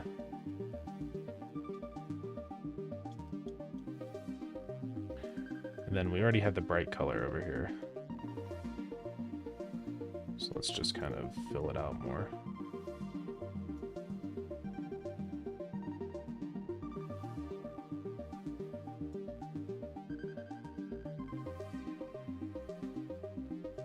So it connects up with that.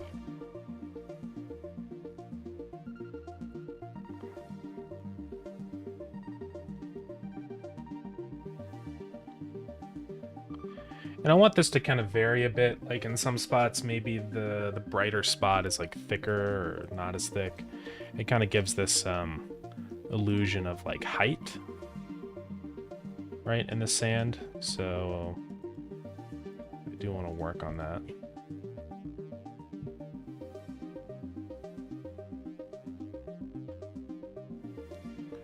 We'll just mess around with that for now. See what that looks like. Then fill in the other colors with like an in-between color.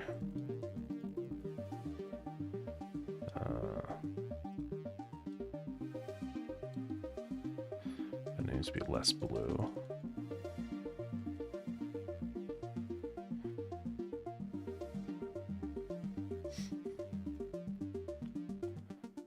And we could add in just a couple like little in-between ones too.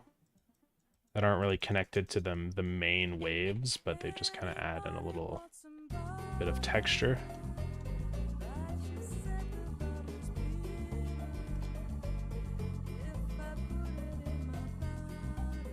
This is where we can also do just a bit of anti-aliasing on some of these.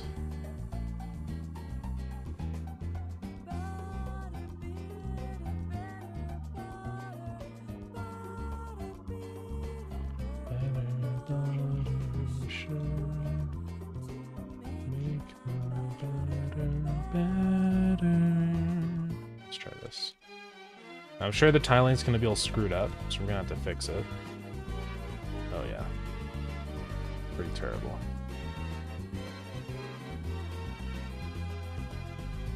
I don't know, maybe taking a more mathematical approach to this would work better. Or not mathematical, but just more geometrical. Like keeping things very organized. So we have these lines always end perfectly on the edges like this. Like let's just draw lines, right? And we could do like a line here. One more out. Just like that. So that should connect perfectly. No, I'm stupid. Doesn't connect at all. I mean, it connects at the diagonals, but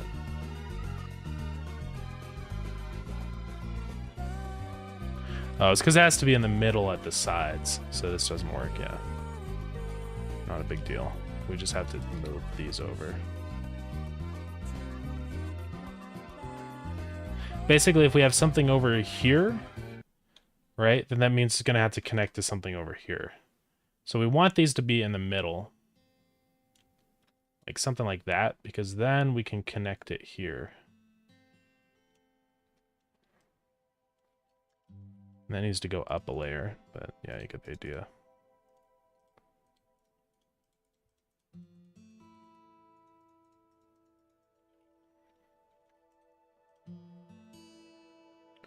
So, okay, I was a pixel off.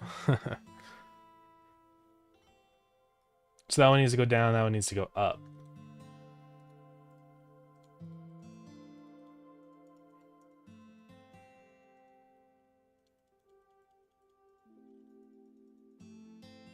Just like that.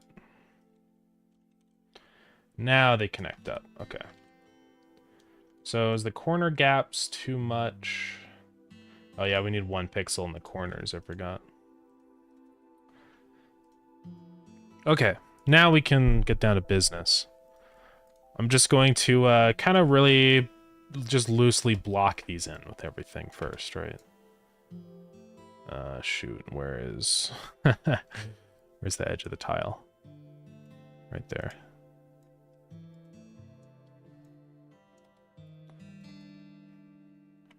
So that will be right, I think, yeah.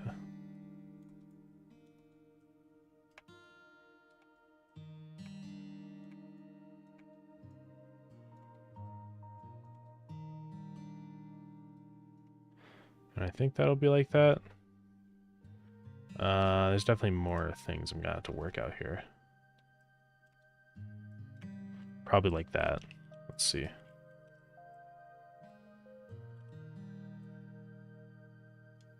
Yeah. So that's the absolute basic template for our sand. So essentially the goal here is I'm going to keep the edges all the same so that the other variations will line up with each other. And now we can start to randomize them. So yeah.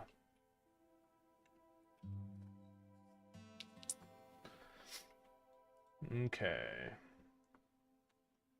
I'm just thinking how I want to randomize these. I could just make them wavy.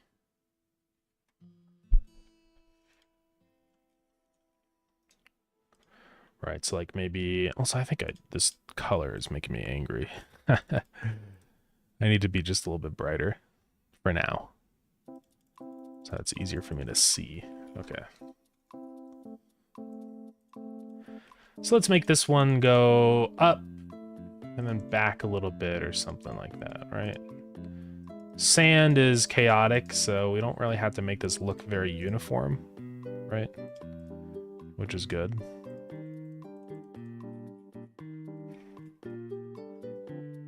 Then here, maybe the sand kind of recedes away a little bit. And same with this one. And see, we can do anti-aliasing throughout here too. Probably won't do too much of that because it'll start to look weird, but...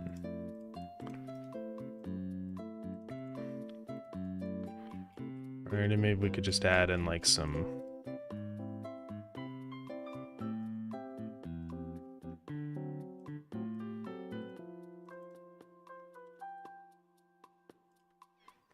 So that's one variation. Let's do another one.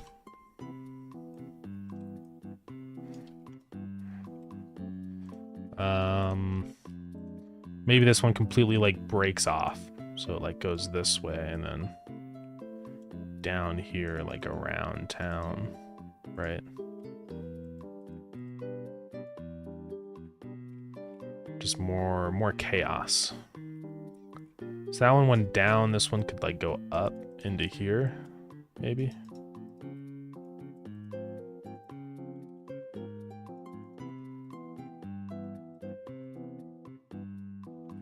And that one went that way, so this one can go this way. Okay, let's mess with that.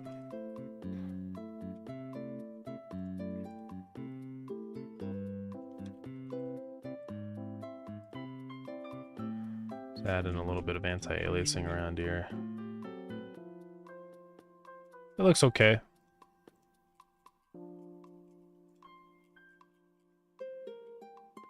Yeah. And I might change the colors in here too to make them not as dark, less saturated and stuff like that, right? I probably will do that, but we have to mess around with it first and make some patterns before we can do that. And maybe like one of these is like it kind of just almost fades out into like a thin little strand or something, right?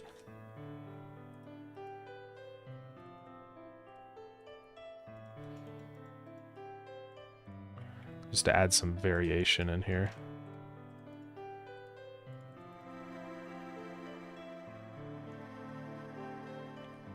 Like that, perhaps, and then this one maybe has like an offshoot that comes around.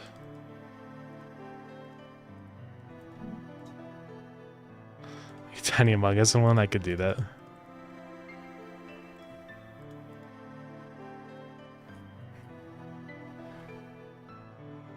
We just need to make a bunch of variations so that it looks good.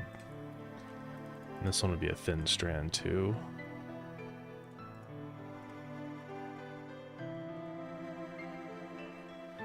Yeah. See, these are looking good, and then when you like combine these together and stuff, for real, like I'll just put some of them next to each other. You can see it'll start to look pretty good. The edges will always line up, so they'll tile with each other, but it'll look pretty organic. Hopefully, is the goal, right? Yeah, I think that's looking pretty good. That's about what I'm looking for. It's just like a sandy base layer. So let's just keep doing designs. Maybe one of these is like these connect to each other. So they almost go like that somehow, right?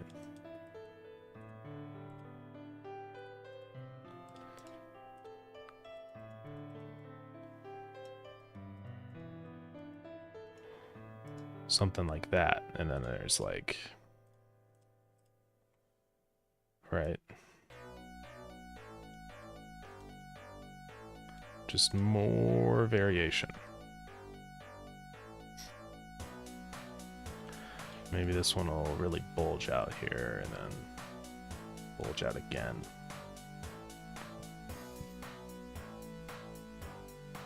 Looks like a monster. Yeah. One day I was walking back to my base, but I heard a hissing sound. A creeper blew up in my face. All my ores were gone, my tools blown to That's a bits. nice variation. I like that one. Gotta stop acting like a freak. Yeah, it does look like a monster, right? Creepers on my back. Like it totally looks like a monster. I made These are the eyes. it just a kid. It's like a fish monster, Always try to get right? into my base, so I took That's kind of funny. sword and I slashed their face. See, I like the ones where the sand is more merged together. I think it looks good. So let's do another one like that, where like these two are merged, right? Working on my base, I added a little more living space, but The creepers came and blew up my house. I hate all creepers even more now.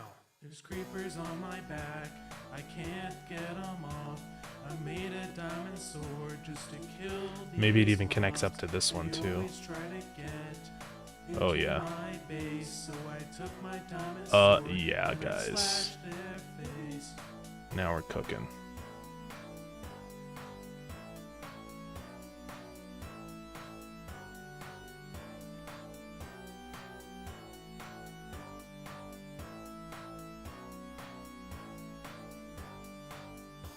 There's creepers on my back, I can't get them off. Oh yeah. Made a diamond sword just So you want an Among Us in one of these. Let's do another one with an Among Us. to get into my base. So I took my diamond sword and I slashed their So Among Us is gonna be more of a messy one probably, I can't get them off. right? I made a diamond sword just Let's just start with some basic stuff. to get into my Some waves, some back and forth.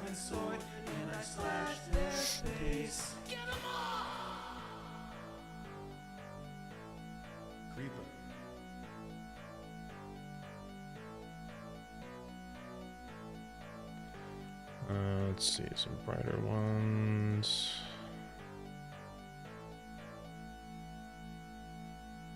So Among Us. We're gonna hide an Among Us in here. So what is the ultimate base form of an Among Us? It's gonna be like this.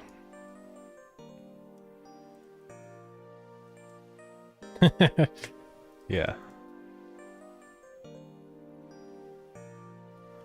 So we can add this shape in somewhere.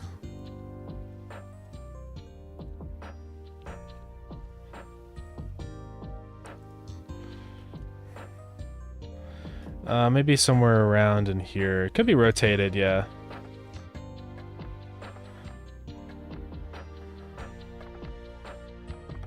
Or like maybe down in here.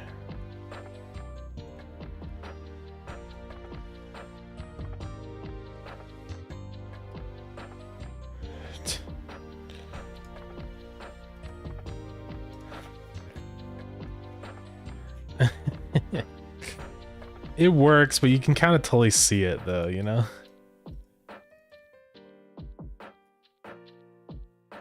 And now it looks like something bad.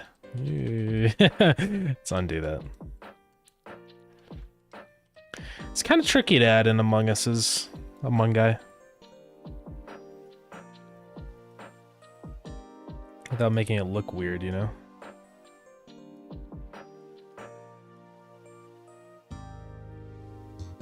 Yeah, I don't know.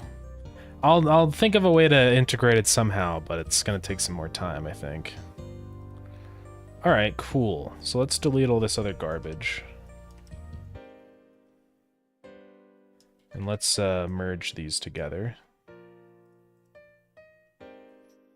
My back.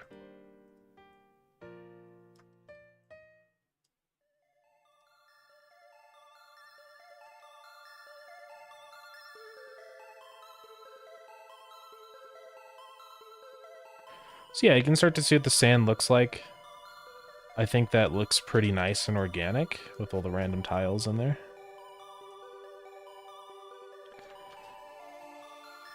I'm sorry, Among Us. We'll find a place for you someday. So let's save this as tiles gem.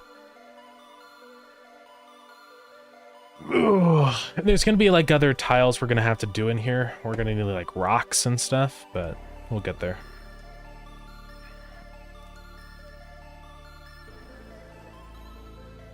I'm gonna do make unique on this one so that it's a different tile set.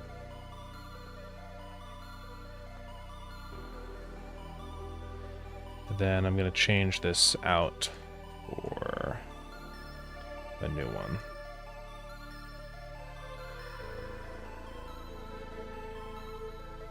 Might as well just delete the atlas because it's gonna be all messed up. Sprites. Tiles. Tiles. This is not sorted alphabetically, is it? It is.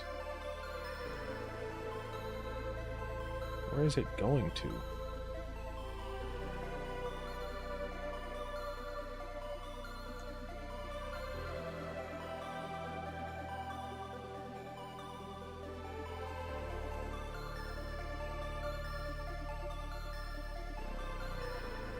Oh yeah.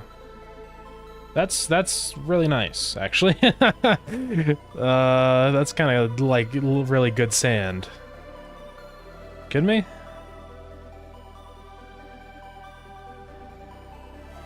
Rocks and stones, brother. Yeah. That looks pretty good. What do you guys think?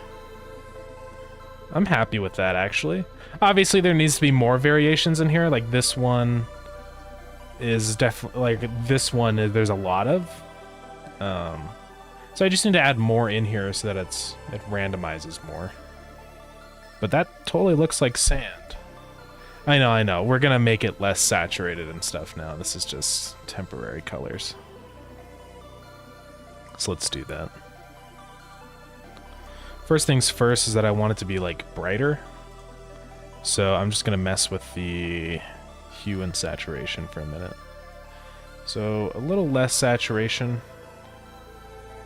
Maybe a little more on the like purpley side. And then let's lower the contrast.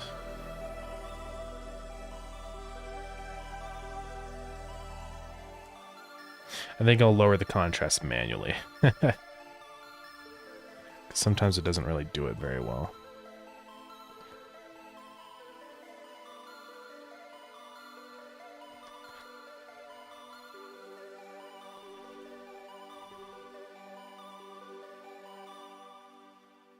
Let's keep it that color, but then add some more blue. Now we'll take a look at that. That should be a little nicer to look at. Just give it a second.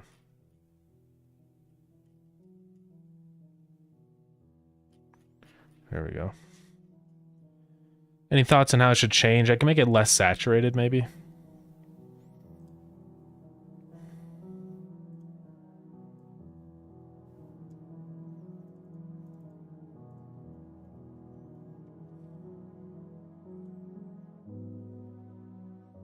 Yeah, I could definitely use with less saturation. Just gotta wait for this to load. That's looking pretty good, I would say. I don't want to make it too colorless, right? Because the planet's supposed to be very colorful.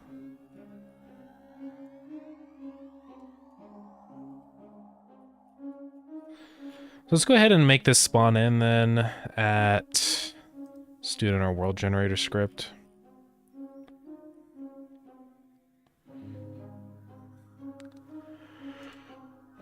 So where do we move the tiles?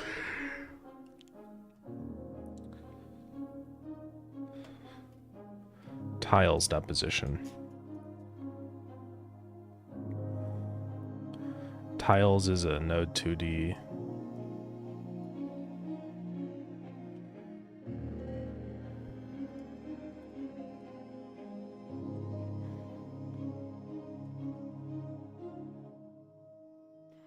So I'm going to do that, but then I'm also going to say minus 20,000. And we'll add a new variable on here.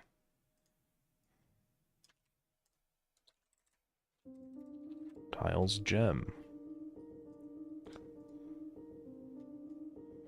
So what is it? It's describing terrain there.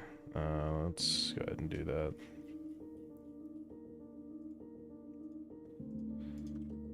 So that should end up in the right position, hopefully. Let's go see.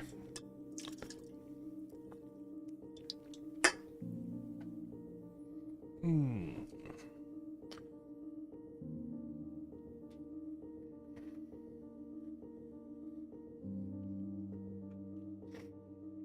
might do a wee bit of gaming today.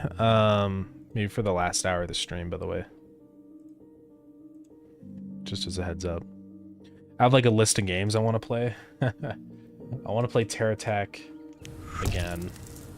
I know the game's old, but it's kind of fun.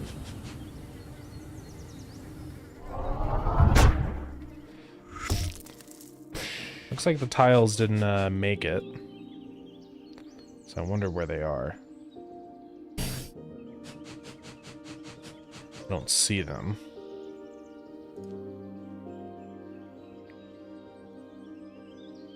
So what happened?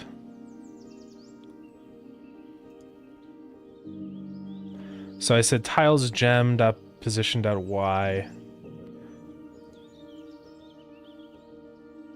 Is it because it's not over there? Maybe.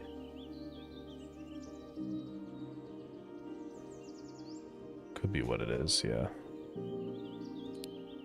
Let's try this.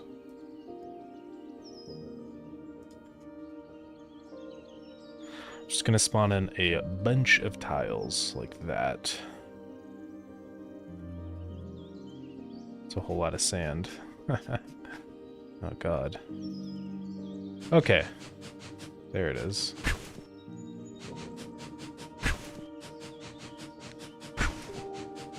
A little wacky.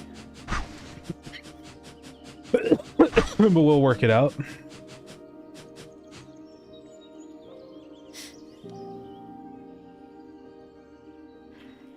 So let's stop generating it in here, or like hard code it. Let's set up a script to actually generate the terrain with the world generator.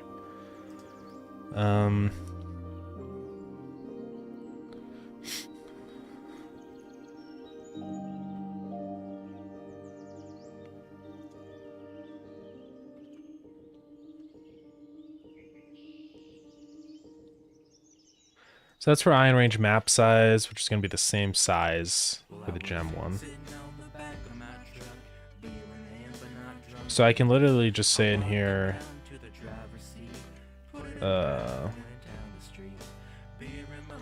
right, tiles gem.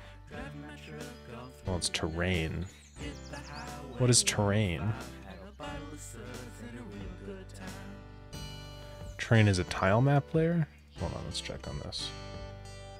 Oh, tiles is just that. I need terrain gem.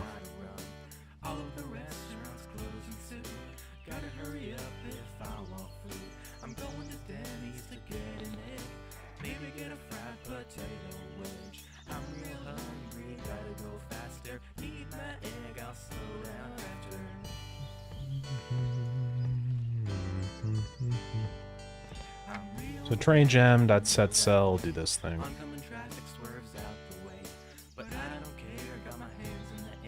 So that's decorations for the regular place. I'm gonna change this to be gem decorations. So really we only want a couple here. We want 01, 02, 03. 01, 02, 03. And I want 11, 12, 13.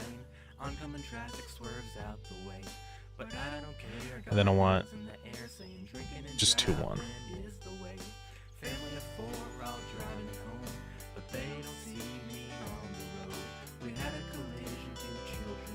Oops. Still the blue shirt man? Yeah, I still have the same clothes, believe it or not.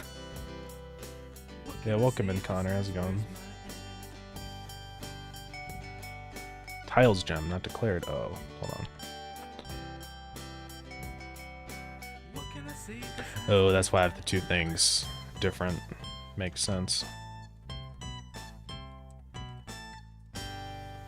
Let's try that again. I'm gonna leave the noise as a separate thing. Okay. Now the checker, I guess I'll have two separate ones.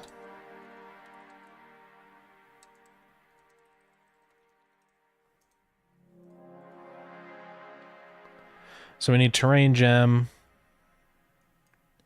Tiles gem will just be that one. And then checker. Okay.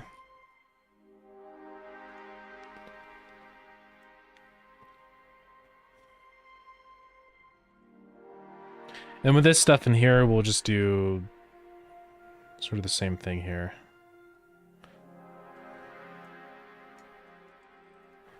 Checker.set cell.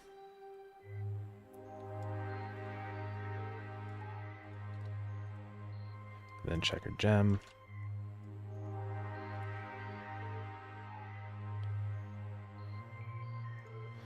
Okay. Terrain.set cell. We'll also just do terrain gem.set cell here.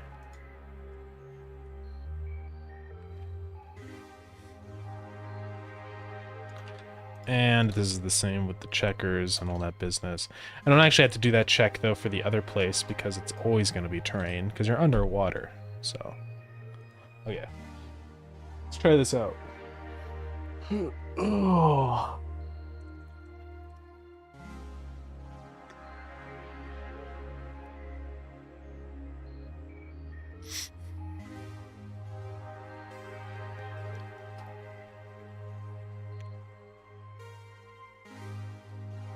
Hopefully it generates. I don't know. We're gonna see, right?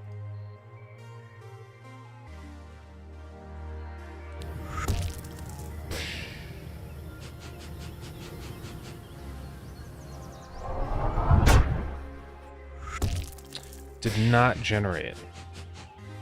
I don't know why.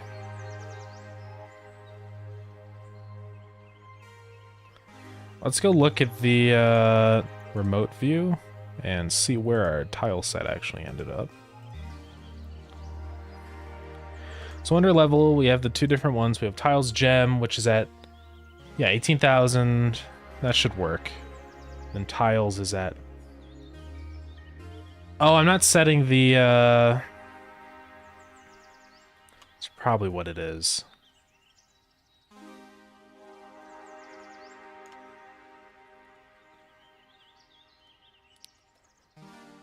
The X position.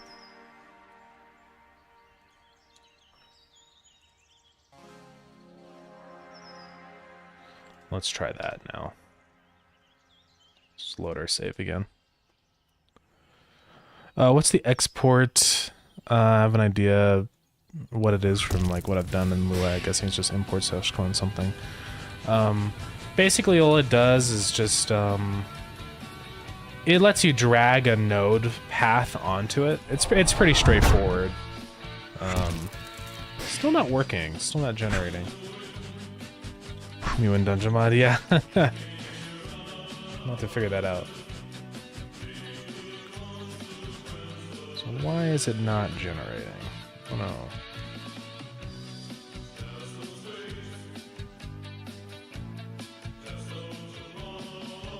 Why spawn pad a scene? I guess because it has multiple things in it. Okay. I'm gonna add another spawn pad here to the get over the gems at minus 20,000.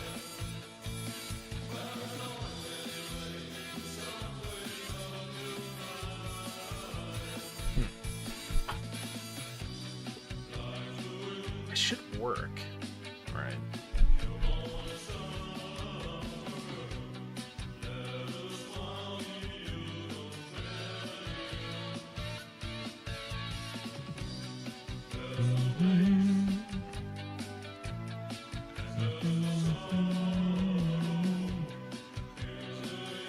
Oh yeah, speaking of the song, they found the real version.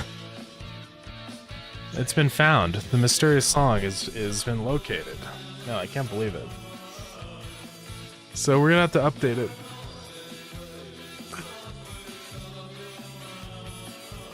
Yeah, they freaking found it.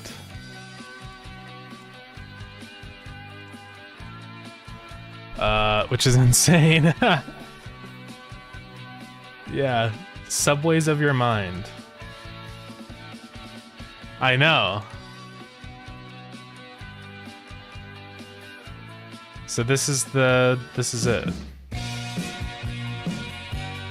And I guess this is a different variant that they sent a dude. So it's like a little different.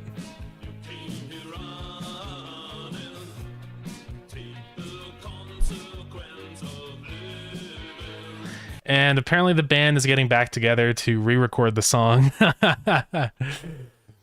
How they found it was one guy was looking through on...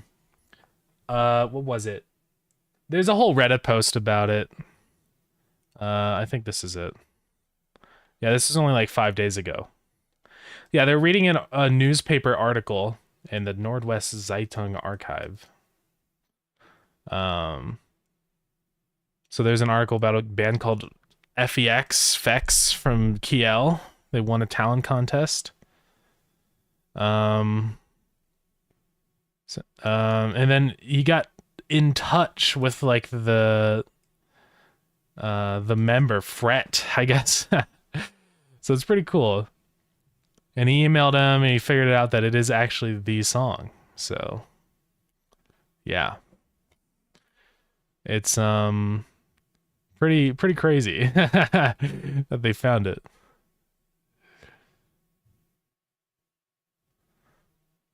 So he has the original tape of it, which is really crazy. Subways of Your Mind, 1983.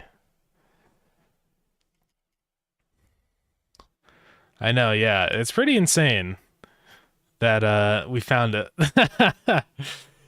I mean, this is the missing song, you know? We'll listen to the new version. Well, it's not a new version, it's just a different version. It's basically the same thing.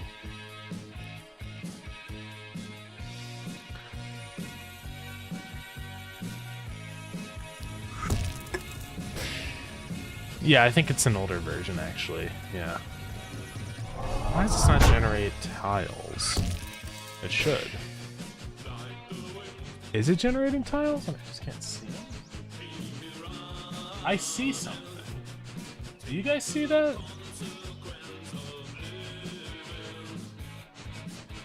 I swear it's there. Or am I just crazy? I see like things moving. And I definitely see movement. Am I crazy? I think it's here. I think it just might be invisible or something. So sorry about the jump scare. You're seeing it? Okay. Just making sure I'm not crazy out here. Why would it be invisible?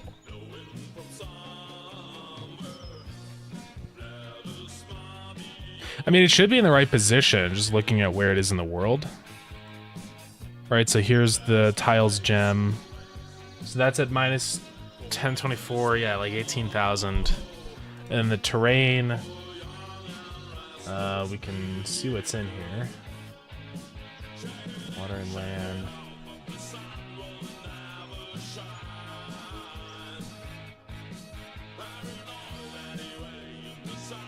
I don't know. Whoa, whoa, whoa. Oh, it's the checkers that we're seeing. Ah. Now, why is the terrain not generating though, right? That's what we have to figure out. Keep opening the wrong thing. Okay. So on here we have terrain.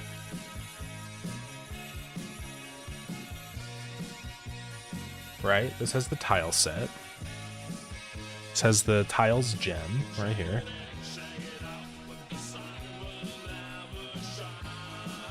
I mean, it's set up.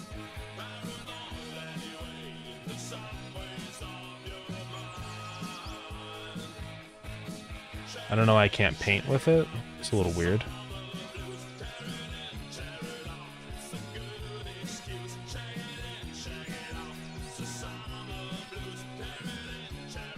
Actually, no, those don't have physics layers. Whoops.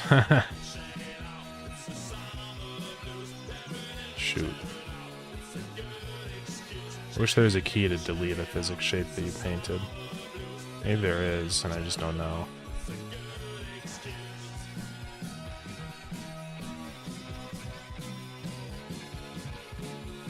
But why doesn't it work? That's what I'm trying to figure out right now. I might rename this to, oh, it's because I'm in remote view. I'm just stupid. It doesn't work. I don't know what the deal is. Is it like auto-tiling? Or something like that? I don't think it is.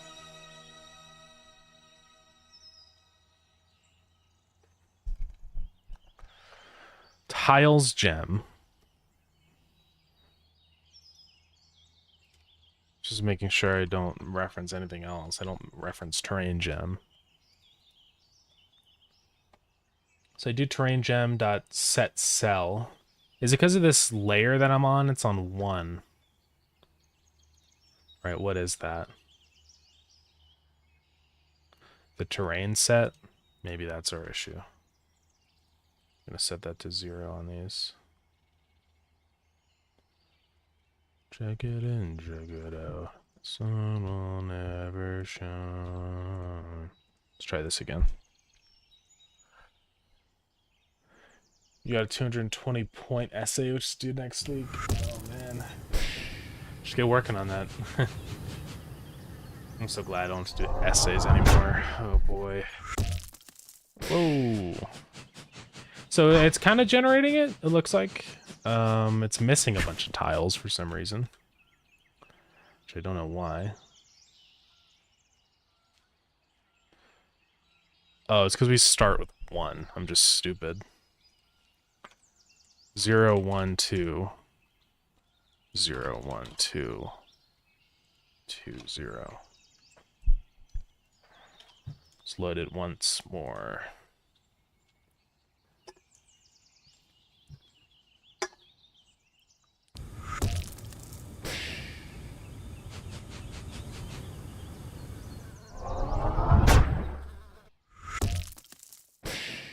There's still something not working for some reason. It's like missing a tile.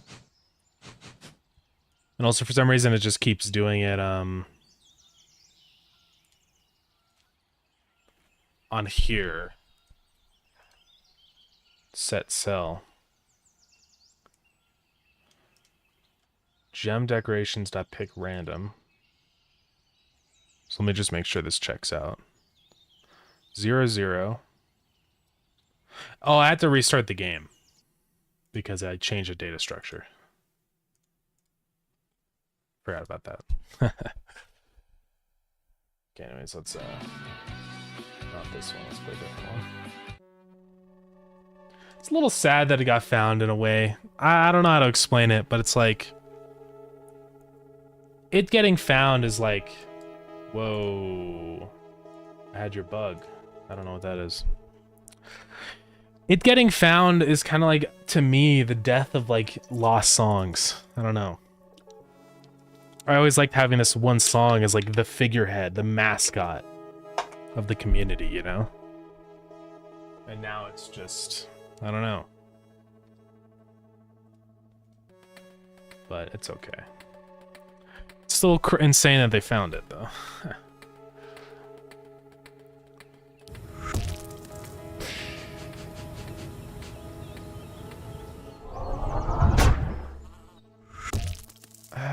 Why is it still doing that? I mean, I don't think I'm doing it wrong. Let's just double check. So we have 0, 0, 0, 1, 0, 2, 0. Oh.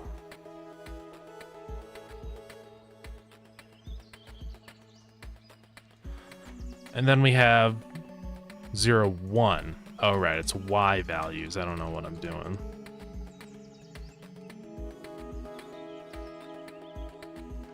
Let's restart the game again.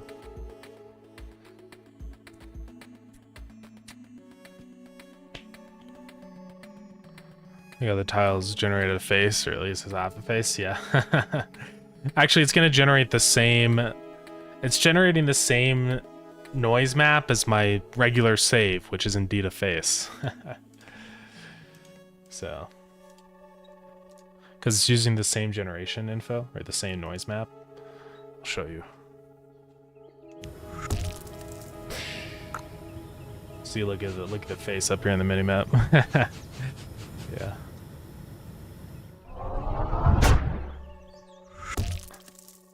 Yeah. Yeah, it's the same seed technically, but obviously I'll change that. The checkerboard pattern's pretty difficult to see, isn't it?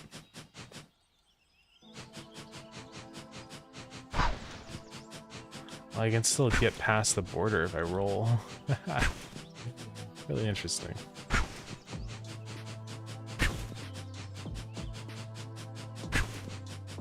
Yeah, I got a pretty freaking epic seed, guys. That's all I'm gonna say. Now, why is it still generating... Or I guess it's just only generates if it's... Yeah.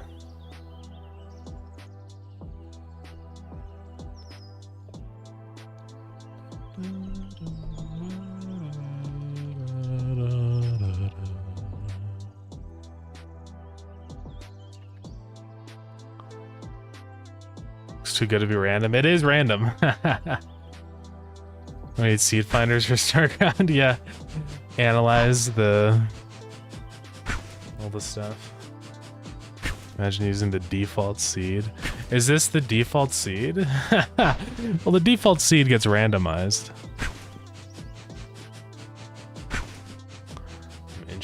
down.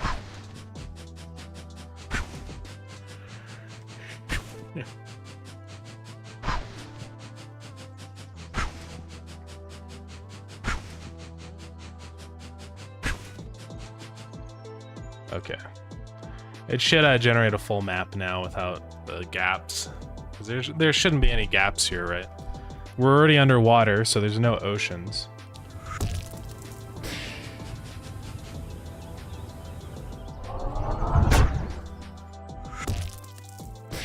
It still did it. Why? Oh, it's just because I'm dumb.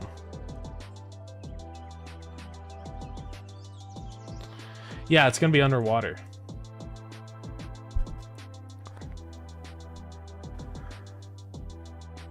Yeah, I don't think I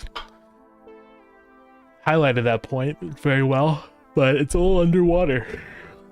We're gonna have to give the Starground guy a helmet.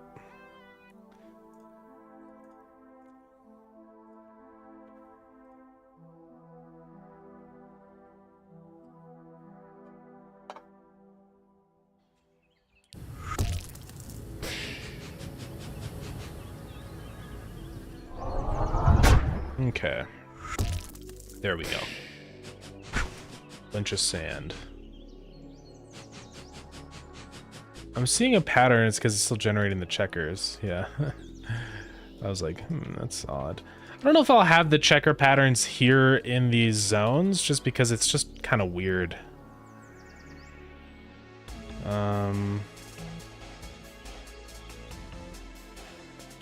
you're going to give a helmet, don't hard code it. Like, what do you mean by that? Like, just the... Well, because, I mean, it'll... You can change it with the resource pack.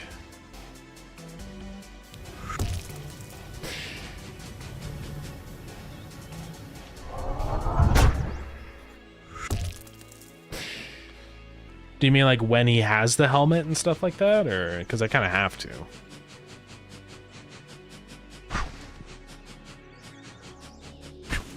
Don't say in this specific planet he has a helmet. Okay. Just so that you can change it and add things to it, basically. Where's the spawn platform? I thought I created one. Oh, right. It's not in the right position. Oh, what's this? Oh, what's this?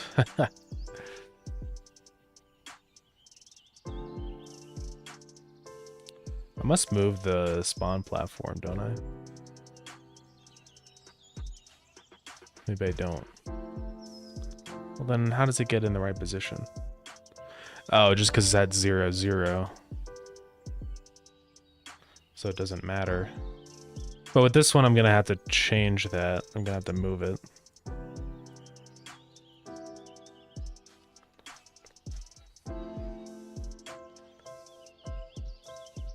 So the Y position will be Y, so we have to say it's minus 20,000.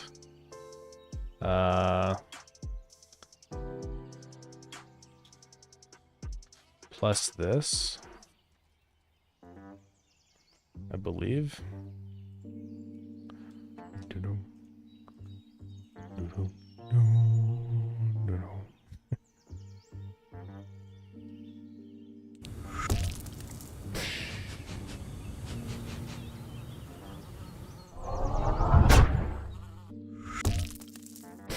That was incorrect. Maybe it's also minus that. Which doesn't make sense to me. What's up, Zen? Yeah, we're working on the new planet. Getting around to it, finally. Oh, it's because the X position is also different, isn't it? Well, no, because it's still at 0. No. It should just be minus 20,000.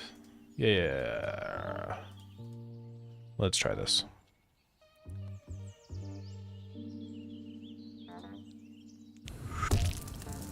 Well, I'll just set it in here then.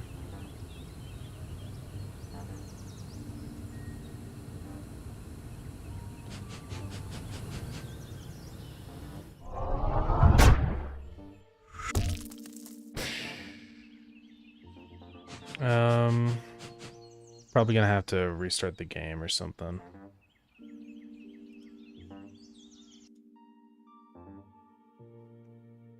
Oh yeah, I also have to make sure the ordering is... Yeah, we're good on that. Should definitely make new planets be unlocked by research. Oh yeah, you won't be able to go to this immediately. Like, it's gonna... You're gonna have to research methods to actually get here. One thing that we were talking about is this whole mechanic of having a spaceship, right? So that you can actually, like, travel to the planet. I'm gonna focus first on just adding the planet into the game, because it's gonna be a whole thing, right? Because we've only got like a month to do it. So I'm not gonna worry about too much about the spaceship stuff right now, but if I get time to, then we will. Why is it not adding it here? I mean, I'm teleporting to minus 20,000, right? Yeah, I don't know what it's doing, or why it's not working. Because here the spawn pad is at 0, 0. Oh, did I move the other one? What am I doing? The spawn pad's at 0, 0. Now it moves to minus 20,000, which should be okay. But it doesn't seem to work. So we should see it all the way up here. I mean, yeah, it's right there. I don't know why it doesn't work, though. Or why it's not showing up here.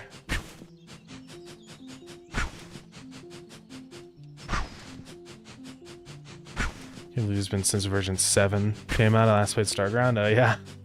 That's quite a minute ago.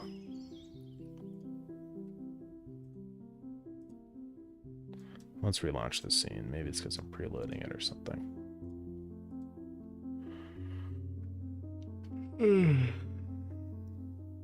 Some major updates, yeah. Yeah, what were those? 8 was like just a bunch of random stuff. 9 is dungeon stuff. And 10 will be automation stuff. I don't even specifically remember what 7 added. I mean, that was a while ago, so maybe I've always got the change logs that I can take a look at. Can you still put conveyors on the spawn platform? No.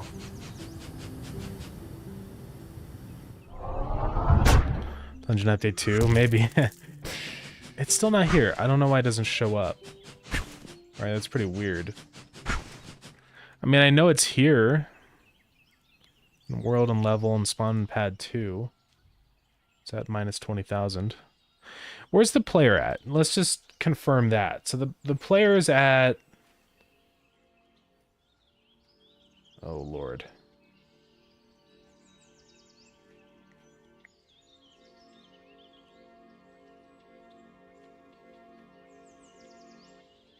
Where's position?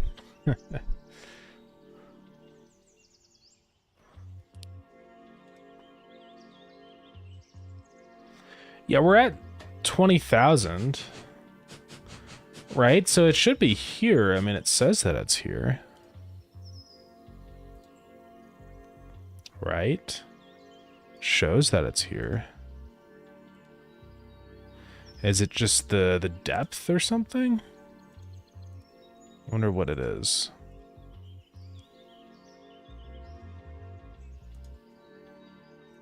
Let's go back into the level script.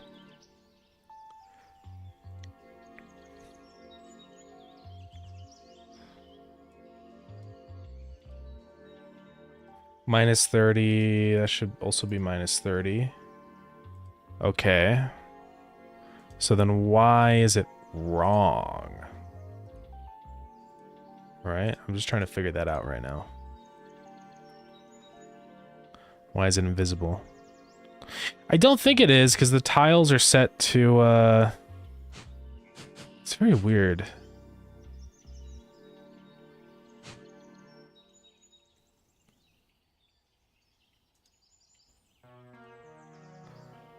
I mean, maybe it's a depth thing, but that would be very weird, right? Let's set it to a really high depth.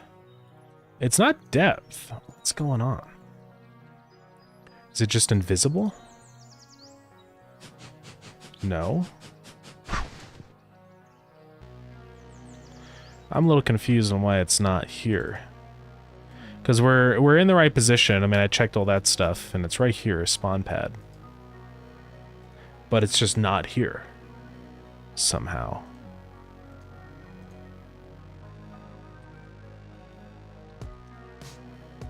And I got rid of all the code that makes it move positions, which should be fine. Very, very odd. I don't know.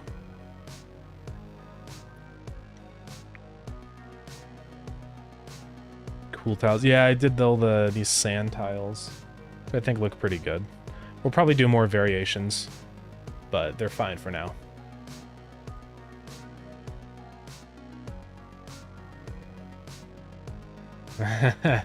Monster of the deep tiles. Let's go. Yeah, it's epic. The one that looks like a monster to me is which one is it? It's the one, this one. Right, like if you take this and scale it up and rotate it, doesn't that look like a big evil fish or something? You know, where like these are the eyes. And then the mouth. And it's got like lips, you know?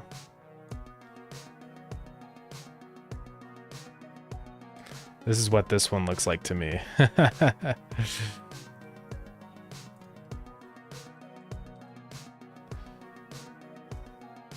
Looks like a big evil fish guy that's coming to eat you. You know? It's the same tile? Is it? Oh, it is the same tile.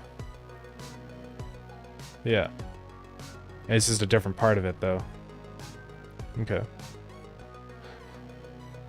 Iron lung, yeah. It does look like the iron lung guy. Yeah, the iron lung fish.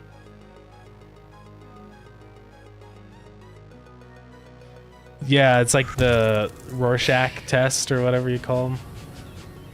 Where it's like, what do you see in this tile? Yeah. Why doesn't it? I don't know why it's not here. It should be right here. I mean, like, okay, just for fun, what if we hide the tiles? It's not that the tiles are in the way, it's just not here somehow? Doesn't make sense. Spawn pad 2. Position is 0 minus 20,000. That's exactly where it is. Right?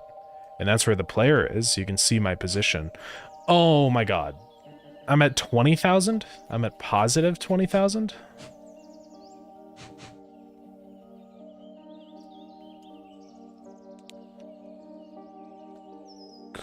Oh my goodness. Okay. Yeah, sorry about that. Is it going to be procedurally generated? Probably. It's not going to be procedurally generated with water, obviously, because there's no water, because you're already underwater. But there are actually some things I want to generate procedurally. It's going to be funky to generate. I'm just going to say that. So we'll have to figure out how this is going to work. The plan for this zone is, right, like you have all the stuff, you have decorations, whatever, under the water, but then you have these like ancient domes that you can fix, right? And then you can build your buildings inside of, your conveyors and whatnot, right? Your movers and furnaces. And so that's the idea. So I had to procedurally generate the positions of these and where these spawn. It's going to be kind of tricky, if I'm being honest. I'm going to have to figure it out. But yeah. Yeah, it's underwater. There's no, there's not going to be like water in the way because, well, you're already underwater. So yeah. It'll be interesting. I'm going to have to figure out how to do this. It's not going to be easy. There's a lot that's going to go into this whole mechanic, right? Hopefully I hit the winter sale deadline. I don't know what we're gonna do if we don't hit it. Let's just delay it, I guess, and not do it.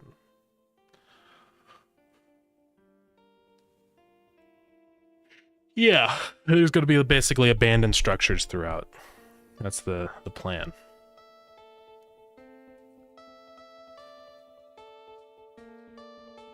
So yeah.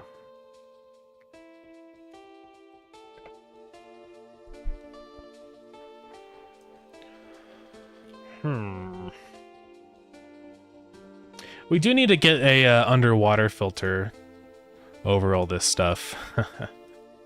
Let's go to Godot shaders. And we will look up water. Water. I need like water warping, you know.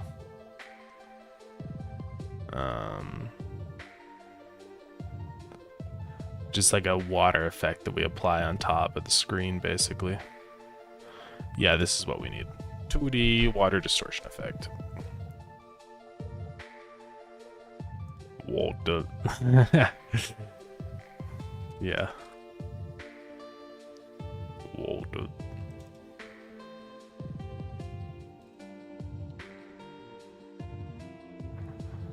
Oops, over Lassie. Yeah, I could also use some God Rays too. Could be cool. I thought about doing that. New shader, this will be water effect. Oops. I might have to convert the shader. No, we're fine. So now we can look at what it looks like in game. Let's make it big. It's tiny right now.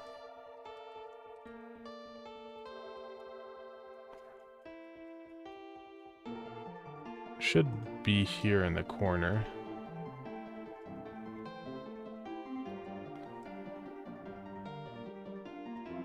I don't see it doing anything though.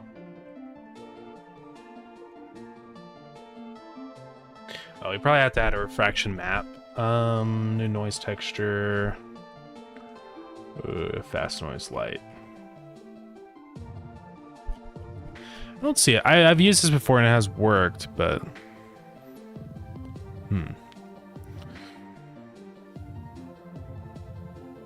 maybe it is working. It's just that I can't see the other stuff.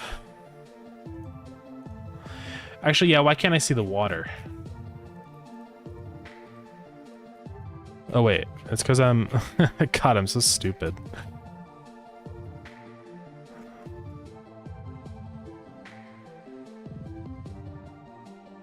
Yeah, we can see here.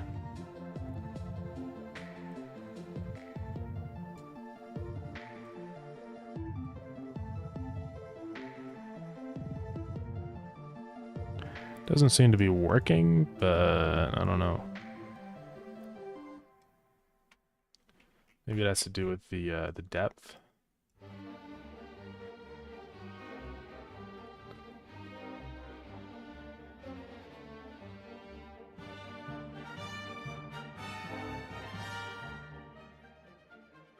Maybe let's not make it so big. Let's make it like 1,000 by 1,000 or something. Am I seeing movement?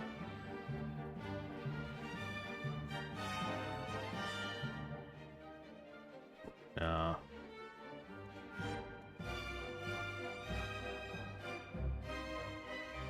I don't know, I'm not seeing it do anything. I know that it works.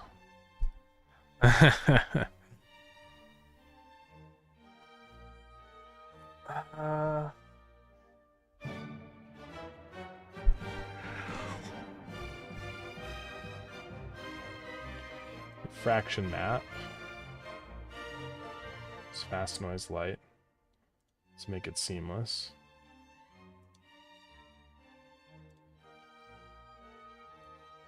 Maybe it's just not enough frequency.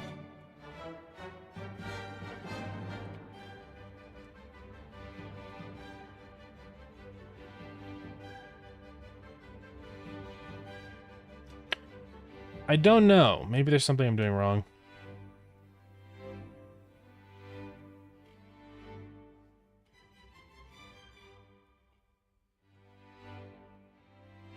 I don't think there is.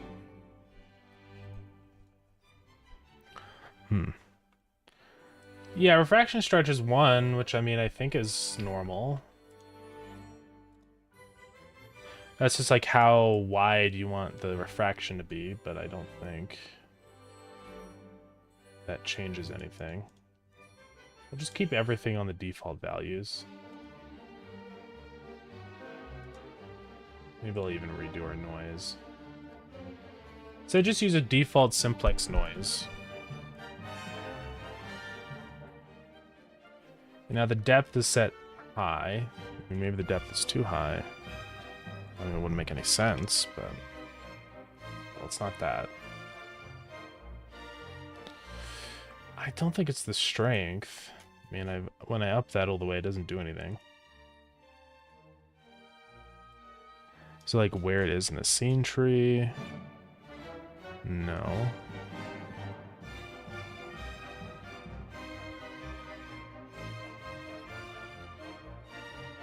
I've messed with this before. I bet some of you were even here when I was messing with that. But I don't know. It's not working.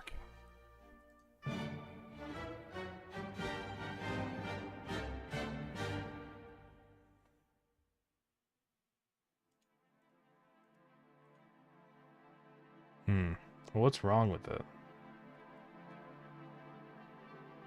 It's just a texture rect. Oh, is it because it's a texture rect? I'm stupid. I meant to do a color rect. There we go. Okay, so this is the effect that we can get with the underwater. It's always stupid stuff like that, guys. So first off, we have to make this seamless so we don't get those ugly lines. Okay. That's basically it.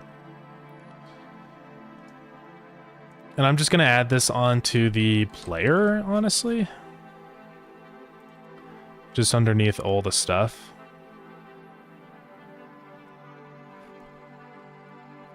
So it's going to be on the canvas. And we're just going to go underneath the mini-map, which is like the bottom layer. Now, hopefully that'll work. I don't know if it like applies to things under the canvas or just things on the canvas, right? So we're gonna have to see.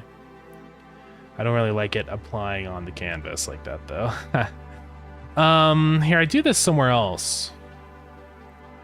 It's not the background canvas.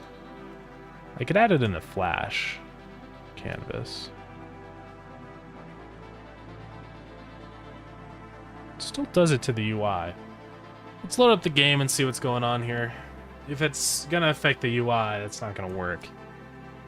I wonder if it's because it gets the screen or because of the depth on that, maybe? That's probably what it is, actually. I just need to set the depth to 0. I want to see if it does affect the things behind the canvas. So, make it slow and still and fast when you're moving. Yeah, like we could change it and kind of make it move around and stuff. Dynamically. Just stretching. Just stretching, guys.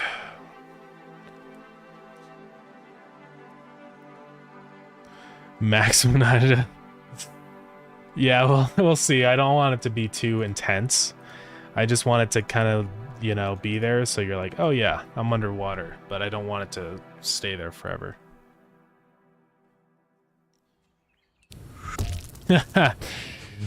Oh god. So first things first, let's set that to 0. So it's not a depth thing, it doesn't look like. Which is kind of unfortunate. Oh, but we can add it underneath the other stuff. Yeah, now we're good. So obviously this is insane. Way too intense. So we're gonna change it. And it's too fast. I think that's part of the big issue. Let's like make it way slower, you know?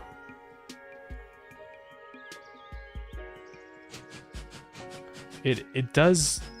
Oh, that's weird. It does get fast when you move.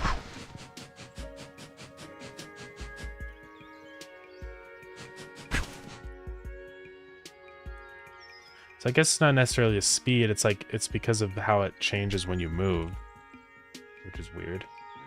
Then I can up the refraction. Now we're gonna lower the refraction strength. 0.01 is better. I don't like how it changes as you move, though.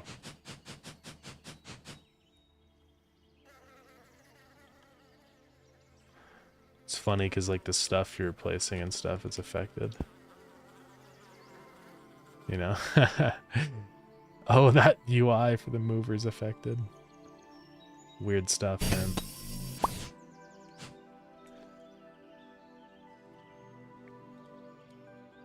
Let's go to the mover UI. It's actually kind of a good way for me to fix issues that I just didn't fix before.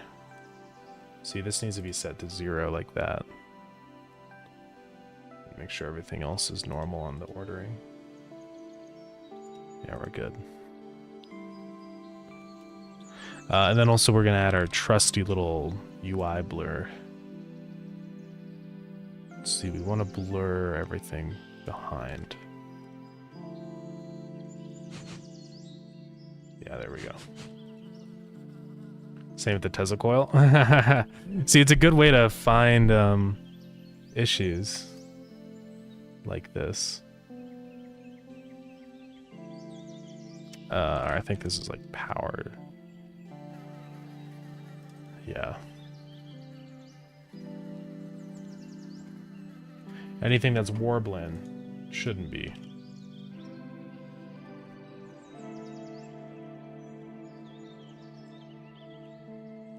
Cool. There we go. Yeah, it's actually kind of nice. I can just run through these inventories and like, yeah, tool bench, wrong.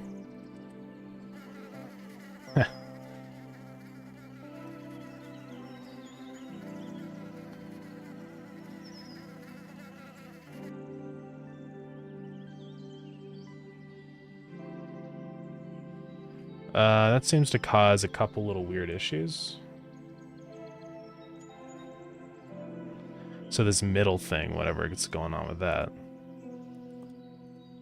It's probably because it's set with a different depth. I really shouldn't set depth on these, right? It should just be... Yeah, this is the issue. It's set to -1. Set that to 0. And then if we want those, we move it up like that. Yeah, cool bench.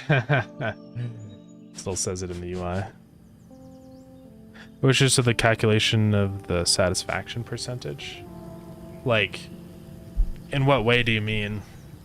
Like it shows like a graph of it or something, or the burner's screwed up? Furnace is screwed up.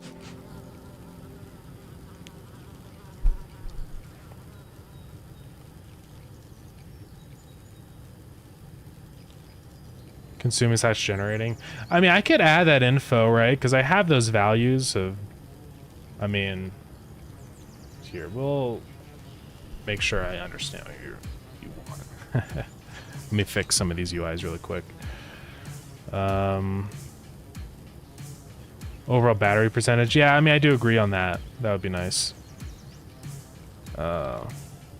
Which I could add. And then move that up. Yeah, see more section.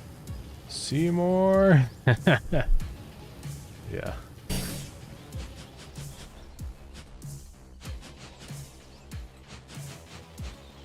Yeah, it's funny that this lets me fix issues. Like, I don't know, it's weird.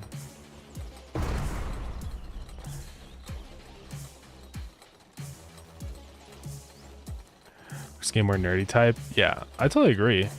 We can do that right now and kind of like think about what info you'd like to see on there.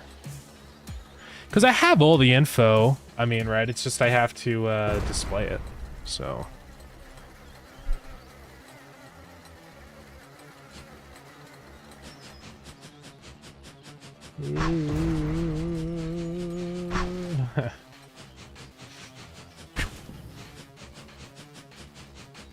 So the problem with what's happening with the water wave moving as I move, right, is that it doesn't follow the, what is it? Like, it doesn't follow the world space, it follows the screen space. Or it doesn't follow the world space. Yeah, it's hard to explain.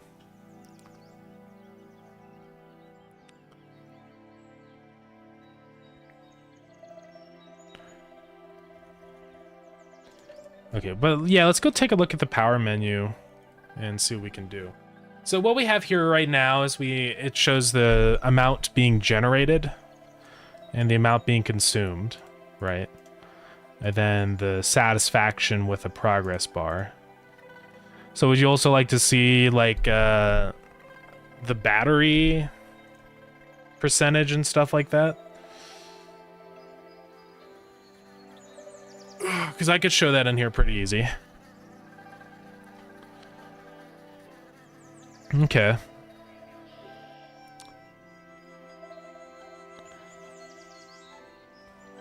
Yes, how does this get updated in here?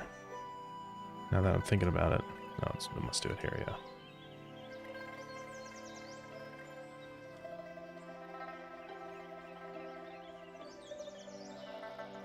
Yeah, just another progress bar that could work.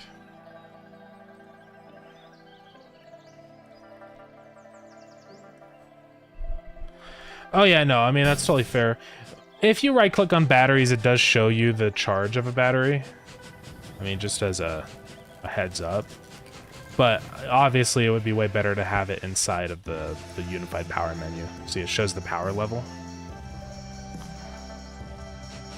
Speaking of, the battery UI is wrong.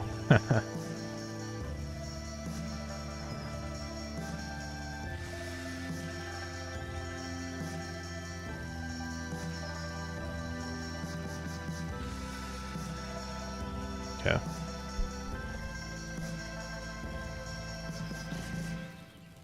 Yeah, and it shows the, yeah, just the overall battery usage stuff, yeah. Should work. I don't think I necessarily have that info calculated, right? So I have to figure out how I want to do that. Because it'll show, like, I have the percentage for each battery. I mean, I could just calculate the average fill rate of all the batteries, right? And kind of merge it together. Now, the only issue is batteries of different sizes, though. Right, because we have, like, the big battery, for example, and stuff like that. Which I don't think I've researched. But that has a larger amount of power stored, so... Yeah, only batteries connected, of course, yeah.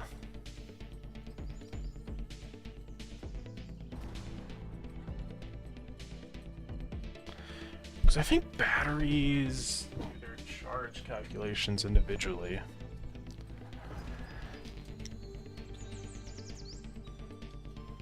Yeah, I could just, like, calculate a number. Yeah. Like, basically calculate the total battery charge, and then calculate the current battery charge. So we say total divided by current, and that gives us a percentage, essentially. Which could work. So let's try and fix this water business. This is obviously not what I want. Let's go into the player script. Actually, you know, there's something I might be able to do. Water moments, yeah. See, because when I move it, it like goes crazy. I just need to change. Let's see. I might be able to change this in the shader. We'll see. It might not be very easy to do, but... What I could literally do is just set a value that's like offset. Right? And then just set that to... I mean, that could work.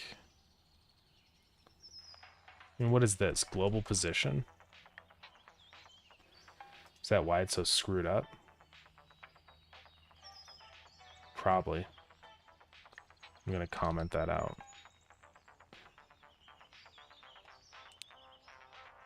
Now, I think the shader's already compiled, so it's not going to reflect that change in here.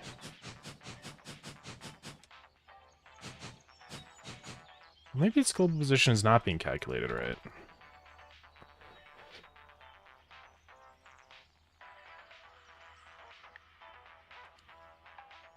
So there's a varying vec global position. And global position is divided by 512. Or UV is global position divided by 512. So that's model matrix times vertex 0, 1. Weird. Refraction. I feel about graph that goes from minus 100% to 200% for when you're generating more than enough, and it shows your overall satisfaction for the past 24 hours in game. Yeah, I mean, I definitely like how like it does that in Factorio, for example, right? Where it shows like your past power usage and consumption and stuff. It's definitely a good thing to have. Yeah. It's just tricky though calculating all that info, especially storing it. I think that's the thing that I'm kind of like not sure about. Like I'm totally fine just throwing that data out, but then having to save that info and stuff, I don't really want to do that. Right.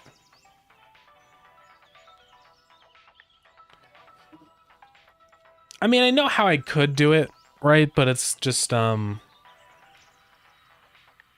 don't know. I have to think about how I want to do that. Definitely is for now, just showing the battery charge would be a nice addition. A nice little bonus. But I could see maybe adding in, like, history for power usage. Or at the very least, just show a current, like, last 5 seconds kind of thing of your power usage. Or maybe last 10 minutes or something, right? Just whatever's the most useful. I think it needs to be saved, though, just past 24 hours. Well, it won't be saved. Like, it has to be saved because then if you load your save again, you need to remember those numbers, right, for what it was. Because all that data will just get eradicated when you close out of the game. So I have to save it into the save file. So yeah.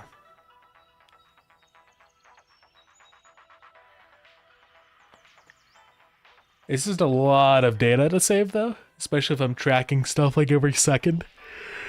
Right? Because I don't want to balloon save data, is too bad.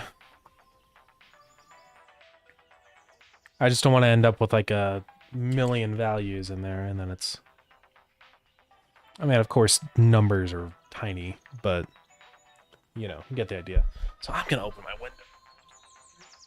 But it's the heat's on, and it's just, I'm close. Getting baked. Oh, okay.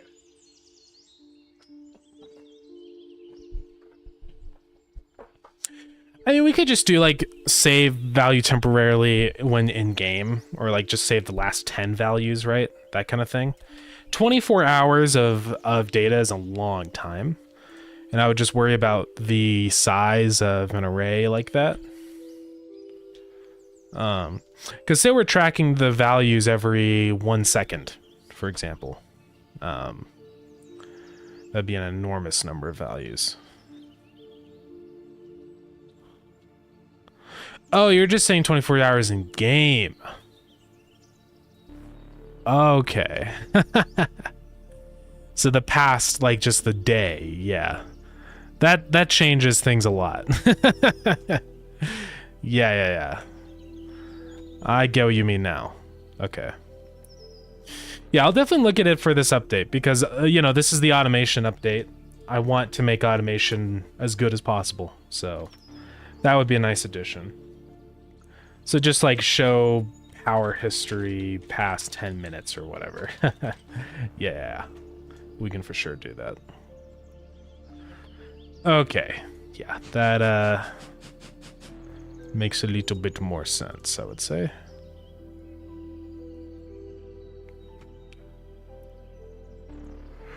Solar panels, that's gonna be great. Yeah. Just to see like when your power usage and stuff gets cut off, so you can like know how many solar panels to put down. Yeah. Yeah, for sure. Let's see. Just trying to figure this stuff out. Like global position. Like I don't know what this is doing, if I'm being honest. I think I'm just gonna comment it out and rebuild the shader and see what it does, see what it changes. Because maybe that is like, it's mapping the position to the global coordinates, which is good for some things. But for this case, that's not what I want it to do. We'll see.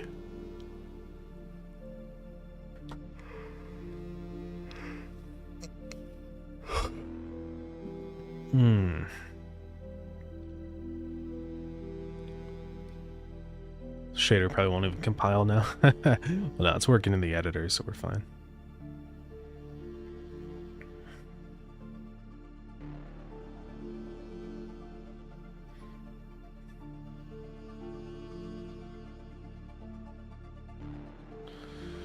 I hope my hand fully heals up eventually. It's getting there. Never gonna be hand model again, guys.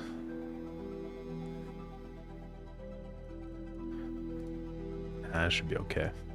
It really did fill in a lot. I'm surprised how well it healed, you know? It's definitely smaller than it was. Okay, so... Oh god. It's just shaking the screen. You see that? Breathing in Starground? Oh god, that would be awful. Okay. So that's not what I actually want to change, I guess. That is necessary. That's okay. Yeah, something is approaching type B, yeah.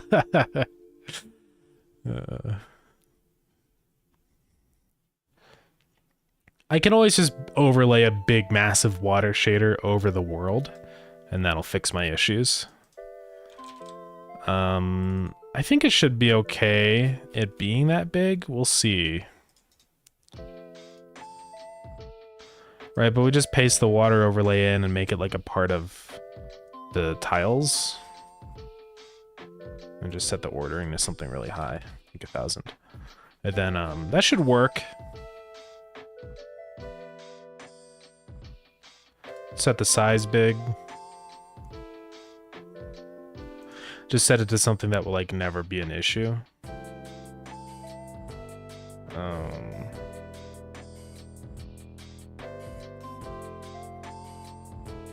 Like 10,000. Now, for the position of this, I am gonna have to change it. Because the tiles, let's see. I guess what I'll do is just do that, keep it separate, and then in World Generator change its position. We'll do that.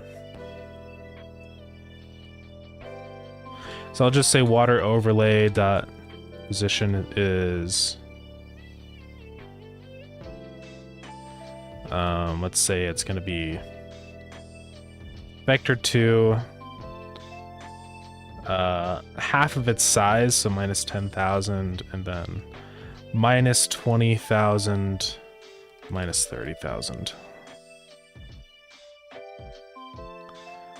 So let's load up the game and see what happens. It should fix that weird issue with like the warping when you move.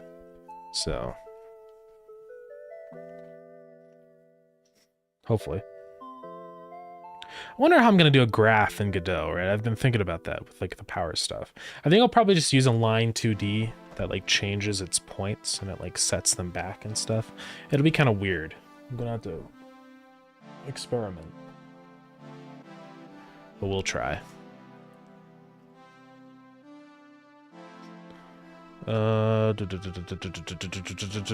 Yes, this one. Oh, is there a graph node? Did not know that was a thing. Well, I'll write that down so I remember. Alright, so we're not underwater here, but then if we go to the gem planet, we should be underwater. But we're not.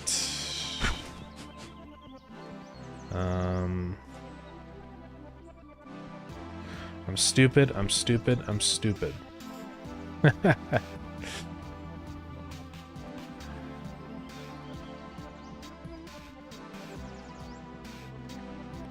I'm a nincompoop. It's experimental? Oh, okay. I'll look into that and see if that works for what I need.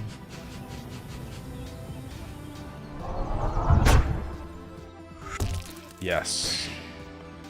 Look, we're underwater, guys. So yeah, we could also add in like God rays and stuff, just like one on the screen.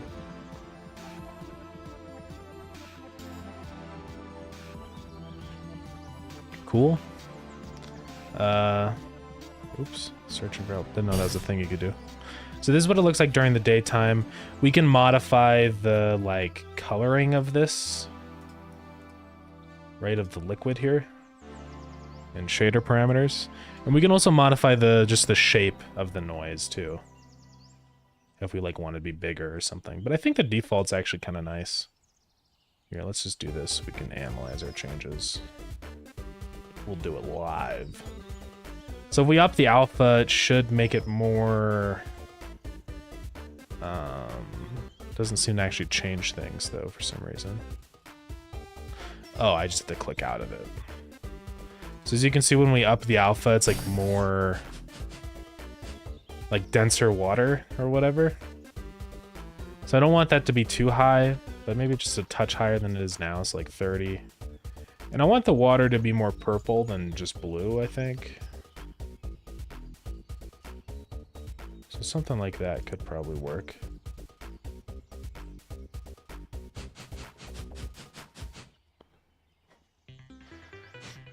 Now we have to create a helmet for the player. So let's go do that. Let's open up the player so we can figure out where we want it. Just go find the player. Player idle right.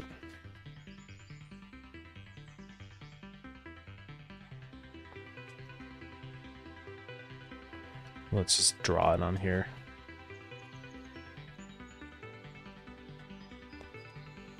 Now it's gonna be kind of hard to draw because I have to draw with transparency for obvious reasons. So I want like a fishbowl helmet.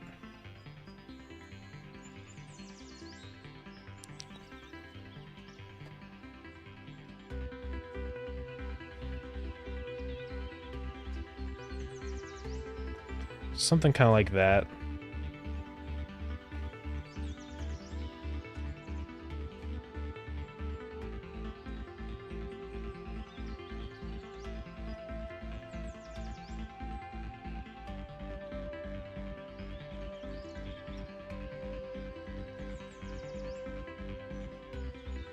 Egghead, yeah.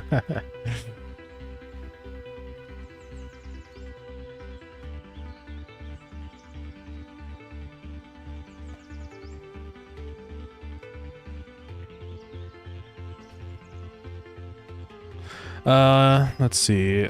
Where can I locate the Star Launcher menu? That's in the... it's under displays and it's called spaceship.display. It's only called that because it's a remnant of the old spaceship thing. Although I guess the spaceship is going to make a return.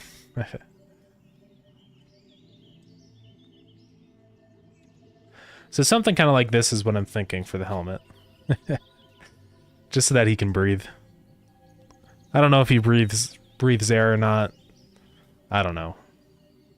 It's not my problem to figure out, and that's for you guys and your little lore. You know? It's really for Maxwell to figure out. And then I'm going to want to anti-alias this stuff in. So we're going to do like a pretty big, let's go like 150 on that.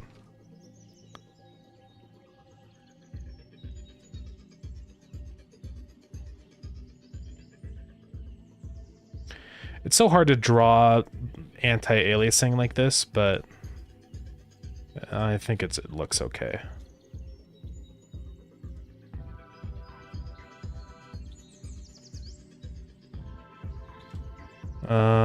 So I need to make this a little more white, I think.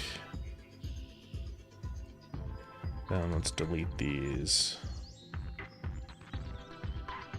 Now that one's also included, I don't know why.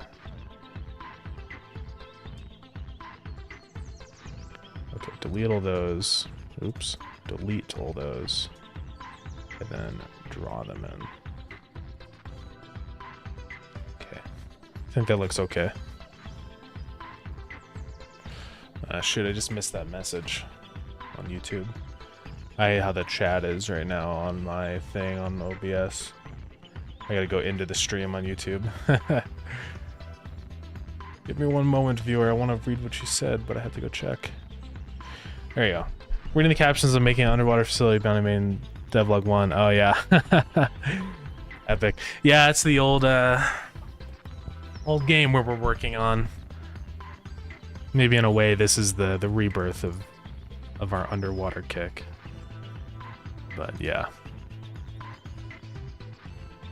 Hope you enjoyed, though.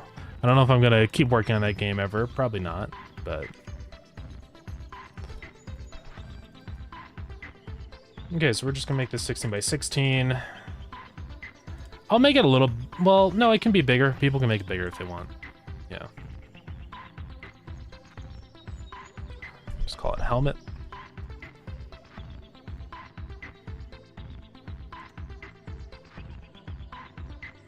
Let's go add it to the player.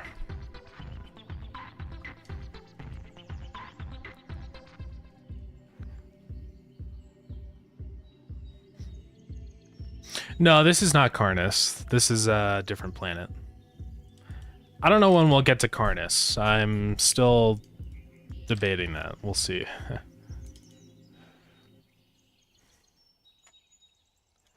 Okay, so let's get our player over here. I think he's dead right now.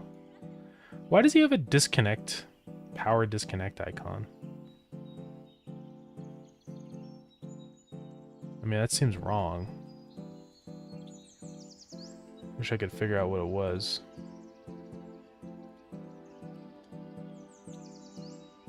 Hide those. Oh, right, it's for when... Yeah, we're good. Okay, so on our player, on our main sprite, we'll just add it there. Right, and then we add another sprite. And load up our... I didn't actually save it, did I? Oh, I did. Helmet. So helmet's gonna be offset. Let's see. Can't see anything. There we go.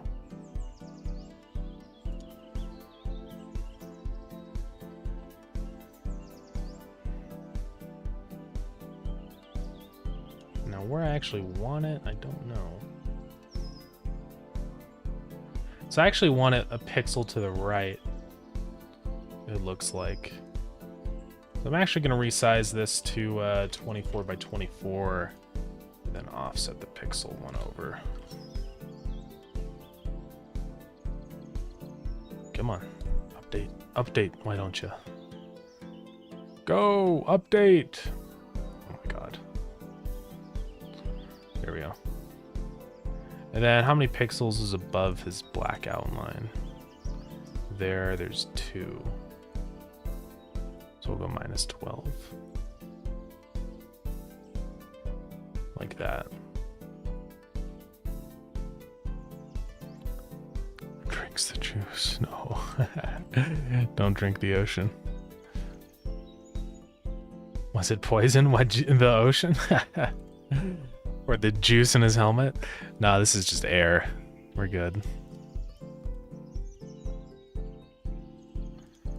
Okay, so hopefully this flips with the sprite. I don't know if it will. No, it won't.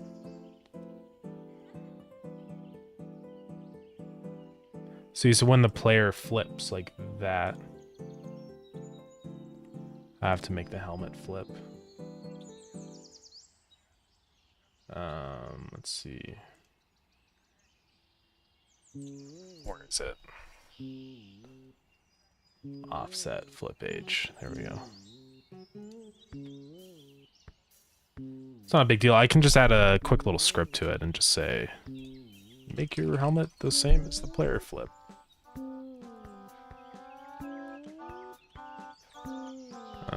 So we're just gonna say helmet is equal to main sprite dot flip H. There we go. So that's literally all we need to do. You should have his helmet now. It's probably not going to do it in game because it doesn't. Yeah, so we're fine. Rule said don't drink the juice. Yeah, I probably don't want to drink the ocean juice. It would be not a good time. A lot of gems and minerals in there that you probably don't want to drink.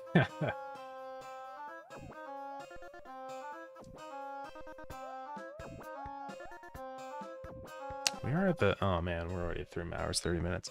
I was like, oh, let's do some gaming today, but no, we're too late. That's fine.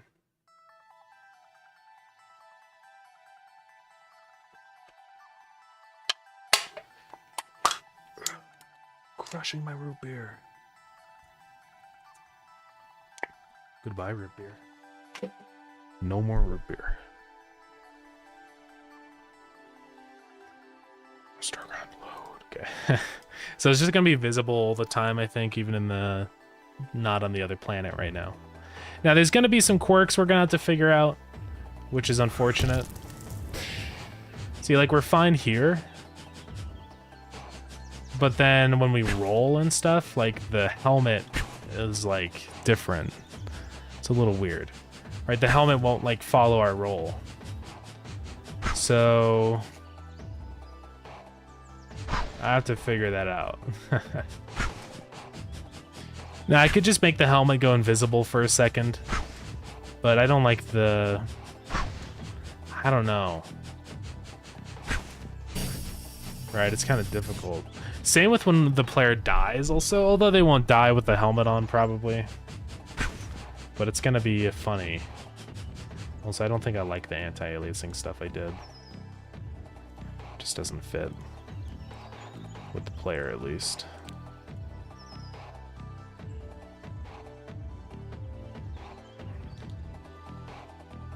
Let's minimize the shine. Oh shoot, I deleted with the wrong.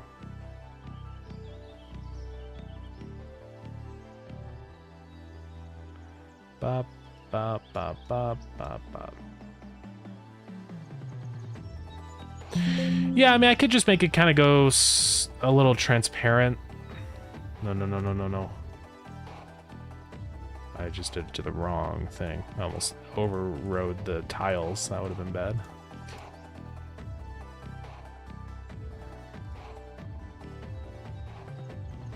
Oops.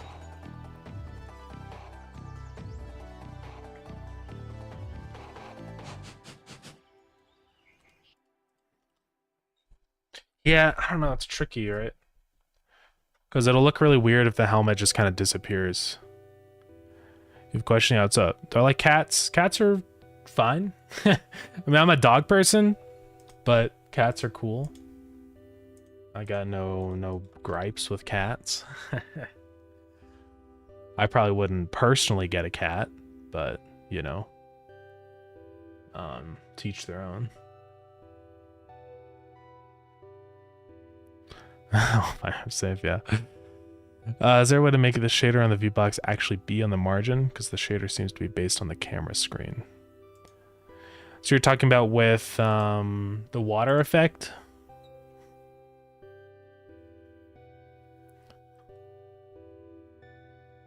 Is there a way to make the shader be on the viewbox actually be on the margin?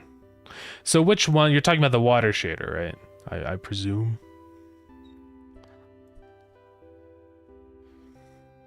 Oh, the spaceship shader. Okay. Let me take a look at that. Yeah, I like the TV screen thing. As soon as the game Godot stops dying. Hold on.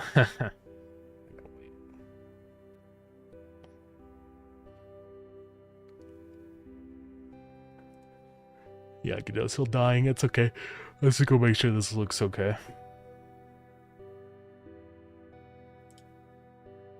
So start a new game, whatever.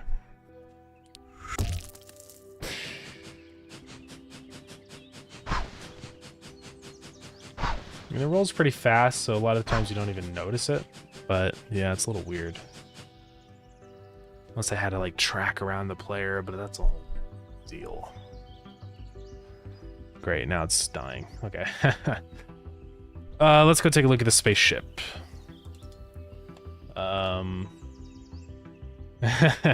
Yeah, there's a fishbowl stuck in my head. Also, does this have like an offset thing? That's rotation. I want the land or the clouds to be in a different location because it looks like it's the same thing, and I'm like, yeah, that's weird, you know? First off, we could rotate the clouds. And then the light origin we could also change, which could be good. Yeah, so you could like move it off to the side.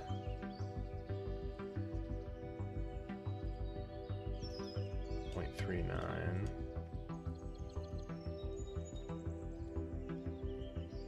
Here we go.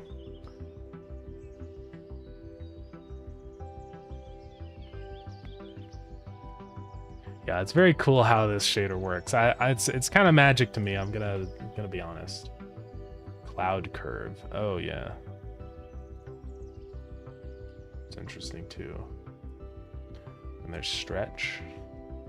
Oh, so you can like make the clouds more like liney if you want, which I kind of like the look of. And then you can also increase or decrease the cloud cover. I think I'll decrease the cloud cover. If I'm doing that, maybe make them stretch less. And then octaves. Don't really know what octaves does. I think it's like how like rough the clouds are. Oh, there's a seed. I can just change the seed. Well, there we go. Okay. I presume I can do the same thing with the water, yeah. Just make the seed a little different. There, now they won't be the same planet. Okay, so anyways, you're talking about the shader. Are you saying the one on the... here on the view box, this one? You're saying you want to move it to something... oh, like on the margin instead? That's what you're saying? So, let's see. Why did I not put it on the margin? I think the reason is because then it would make this border also be under the screen. Right? Which wouldn't really work. Actually, no. Wait, we're fine. It's a separate thing. I thought for a minute it was the same. I mean, yeah, we can move it to the margin. Is there a reason why specifically you want it moved?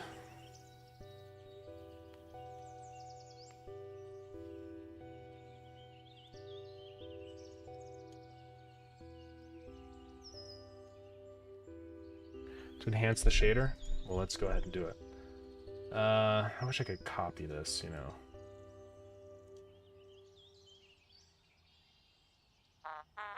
I'll just save it.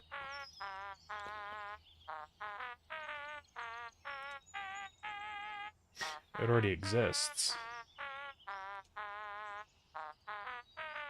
Oh, I need to save the material. Whoopsies.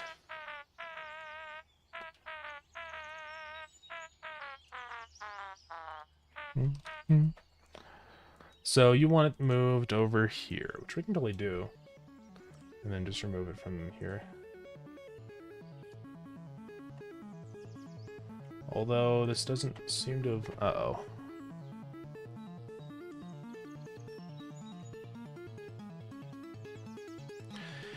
I don't think it seems to be working.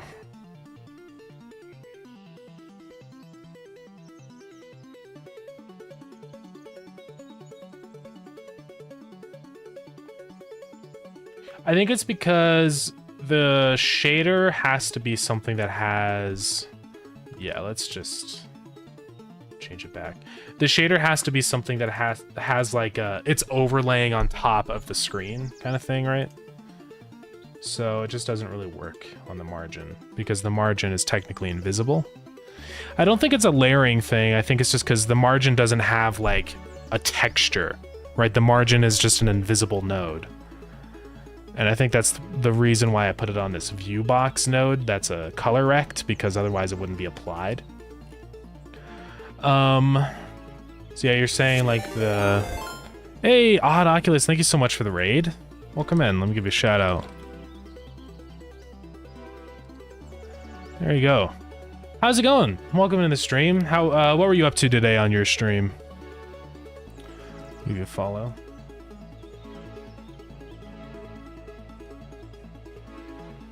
Yeah, welcome in everybody. We're just currently working on Starground. We're starting to finally dive into the next planet, which is fun stuff. So basically this game, I describe it as sort of a combo of automation and dungeoning. So in your main zone, you can build machines and stuff and craft things and collect resources with bees. And then you can also go fight in the dungeons, do all that stuff. What we're currently working on right now is sort of getting the basics set up for this next planet that you can travel to, right? So this is just going to be a different planet that you can go to and build stuff on. The whole idea is that it's underwater. So you won't be able to build things directly underwater, but there's going to be like these shelter zones that you can go into. So it'll be interesting. It's going to take a lot of work to plan out and get ready to go, but yeah. You're working on a top-down RPG in Unreal Engine. Nice. That's awesome. But yeah, this is what I've been working on for the past 9 months or whatever. The game's already up on Steam, or in early access. I'm just kind of grinding away at adding more content over time, you know, with these big major content updates. So, but yeah, feel free to check it out if you want. We just did V9 recently, which was like a dungeoning update, so it added a lot of dungeon stuff. Weapon components, it added farming, cooking, all that kind of stuff. So, enjoy the style. What's the plan for the music for your game? Yeah, so Ace has been making the music. I can turn on the music so you can actually hear it. So this is the main menu tracks, one of the main menu tracks. Also, thank you for the follow, I appreciate it. Hopefully that's not too loud. I think we're okay. We can hop in game. There's different music depending on your zone, of course. In game, we've just got some automation music going, which starts to sort of slowly fade in. A lot of the automation music's just more laid back and chill, right? Because you know you're going to be spending a lot of time in the automation zone, so you don't want it to be too intense. Otherwise, it might get a little straining on the ears. So a lot of it's just pretty ambient and calm, which I think is nice. Also, yeah, thank you for the follow. I appreciate that. And yeah, there's like a bunch of different tracks. I mean, we can just go through each one in the files instead of me having to actually go to it in game. So let's go to that. It's in our music folder. Yeah, let me just quit the game for a minute. So there's a lot of them in here. They're not in any particular order here. But there's Beautiful Moment.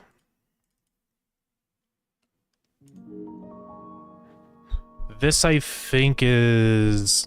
it might be main menu. I can't remember.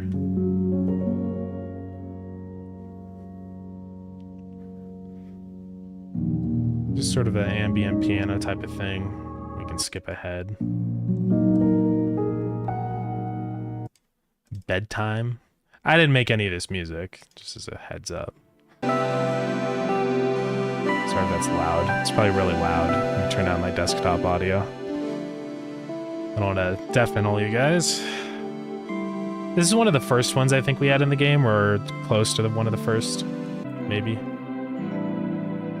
So that one I'm pretty sure is a main menu track. We have Blueprint. This is a more recent one.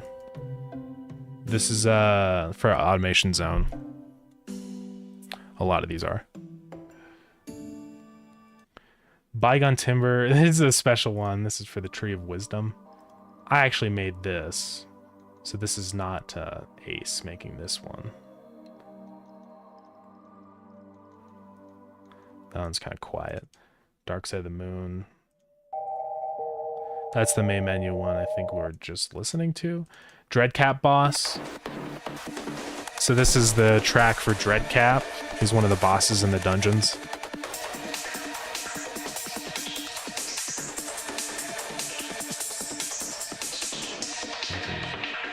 We'll get to the beat drop.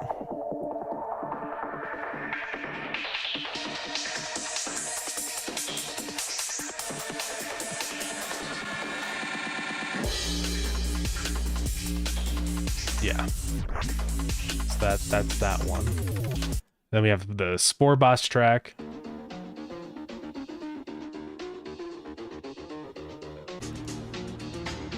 I'll just skip through, you know, so you get the vibe.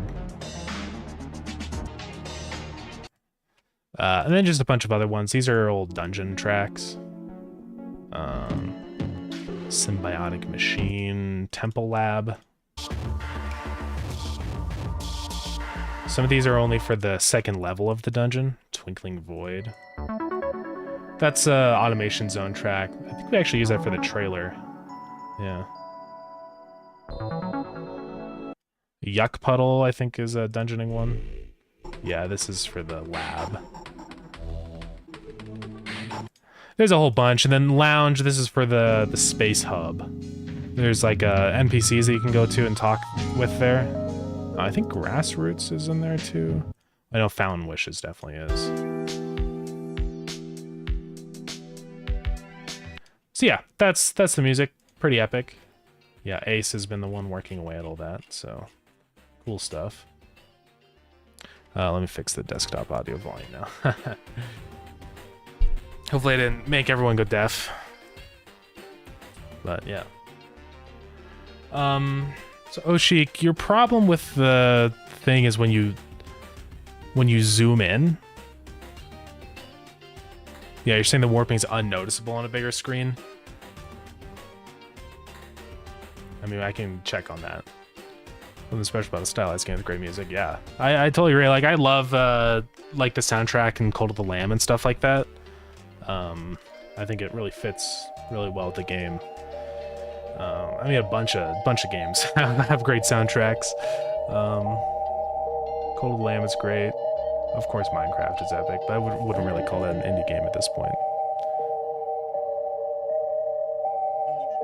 Yeah, I'm pretty happy with how the soundtrack's shaping up, I think. It'll be cool to be able to release that at some point up for free on Spotify.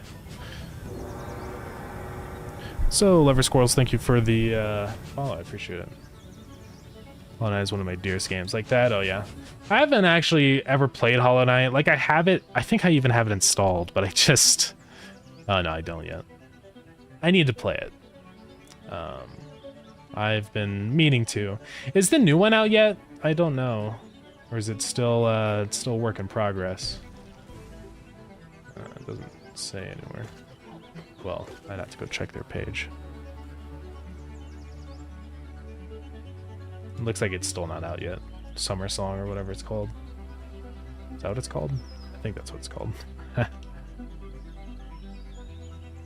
Silk Song is what it is, yeah. No, still not out. I know it's supposed to come out soon, but I guess it's just still not out. So don't see me for a whole week when it comes out. Yeah, that was me with Factorio and the DLC coming out. But I'm out of the slump. It's okay. Okay. Yeah, we still have the problem. So the problem I'm running into right now with the helmet. So I have it. Also, Zen, you said how to edit shaders. Technically, I think you can override the shader file with the mod. You can just go to wherever the shader is. I don't know where it is. I'm gonna be entirely honest with you. It's in here somewhere though. It's under displays. I don't organize my shaders very well, so I apologize. But you can just replace that with the stuff in here. At least you should be able to. Oh, we have an unskippable ad coming up now. Oh well. Yeah, the issue I'm running into though is so when you roll, your helmet doesn't go with you, right? And it looks a little weird. Now, really, there's a few ways we could deal with this. We could just make the helmet go invisible really quick when you start the roll animation, which is not really ideal, but maybe it's what we need to do. Or we just kind of have it fade out and back in or something like that, or we just accept it and just let it stay here. I don't know. We'll have to figure it out. But all right, what else do we need to do in the gem world? Oh man, it's dark down here. Where's our spawn platform?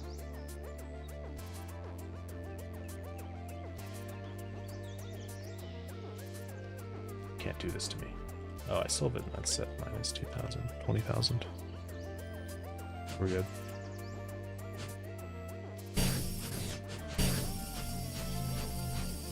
Yeah, I'm gonna have to set up some technical region stuff because one issue is that the game thinks that the player's out of bounds right now.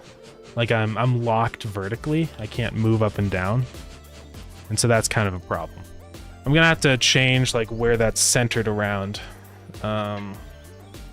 The border calculation stuff. So we'll have to keep track of this region and its like origin position. So I'm gonna set up a better mechanism to add regions like this and have all the code adjust to it, right? So we'll do that. It also means that modders can add their own regions and stuff, which would be a great thing. So yeah, we'll probably do that.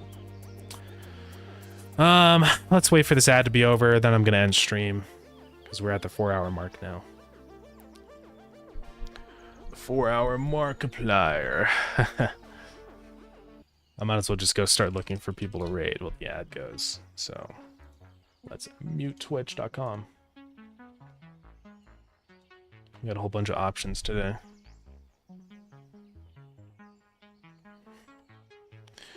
Anagon's playing games or working on a game, finishing Decipher the Deck. I don't know if that's Adagon's game or not.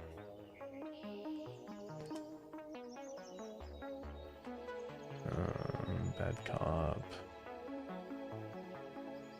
I don't know what they're doing. Hypnotic Games. Probably working on the Traffic Jam. And Dobbs is playing Factorio. Looks like Dobbs is on Gleba now? Oh yeah. Gleba's scary. I have not tackled Gleba yet in Factorio. Alright. Well, let's go to chatting screen. So yeah, that's gonna be it for today. Still looking through on who to raid. Well, he's playing like Call of Duty or something. Unless it is his game. No, I don't know what's going on. Twisted Metal. Sorry, I'm just looking through things. Looking through everybody streaming, seeing who I want to raid. Always open to suggestions. It's also just other people on our team that we could raid too. Like, I have no idea who a lot of these people are.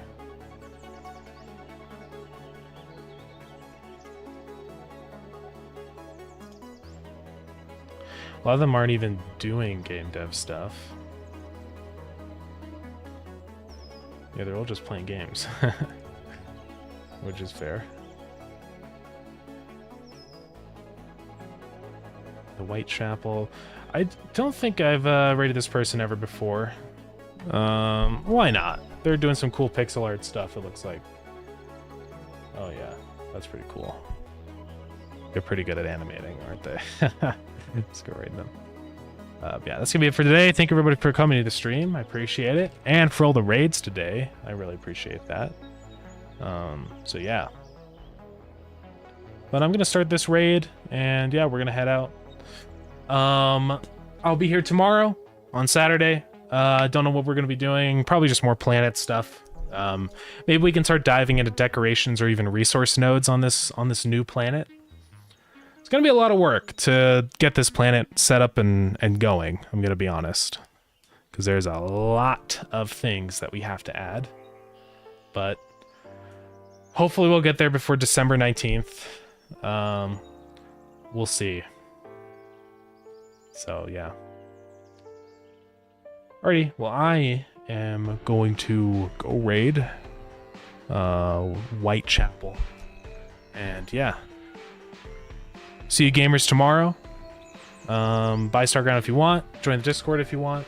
I'll be putting up more info, maybe a roadmap, and sort of sneak peeks over on there. So, yeah. Yeah, thank you everybody for coming.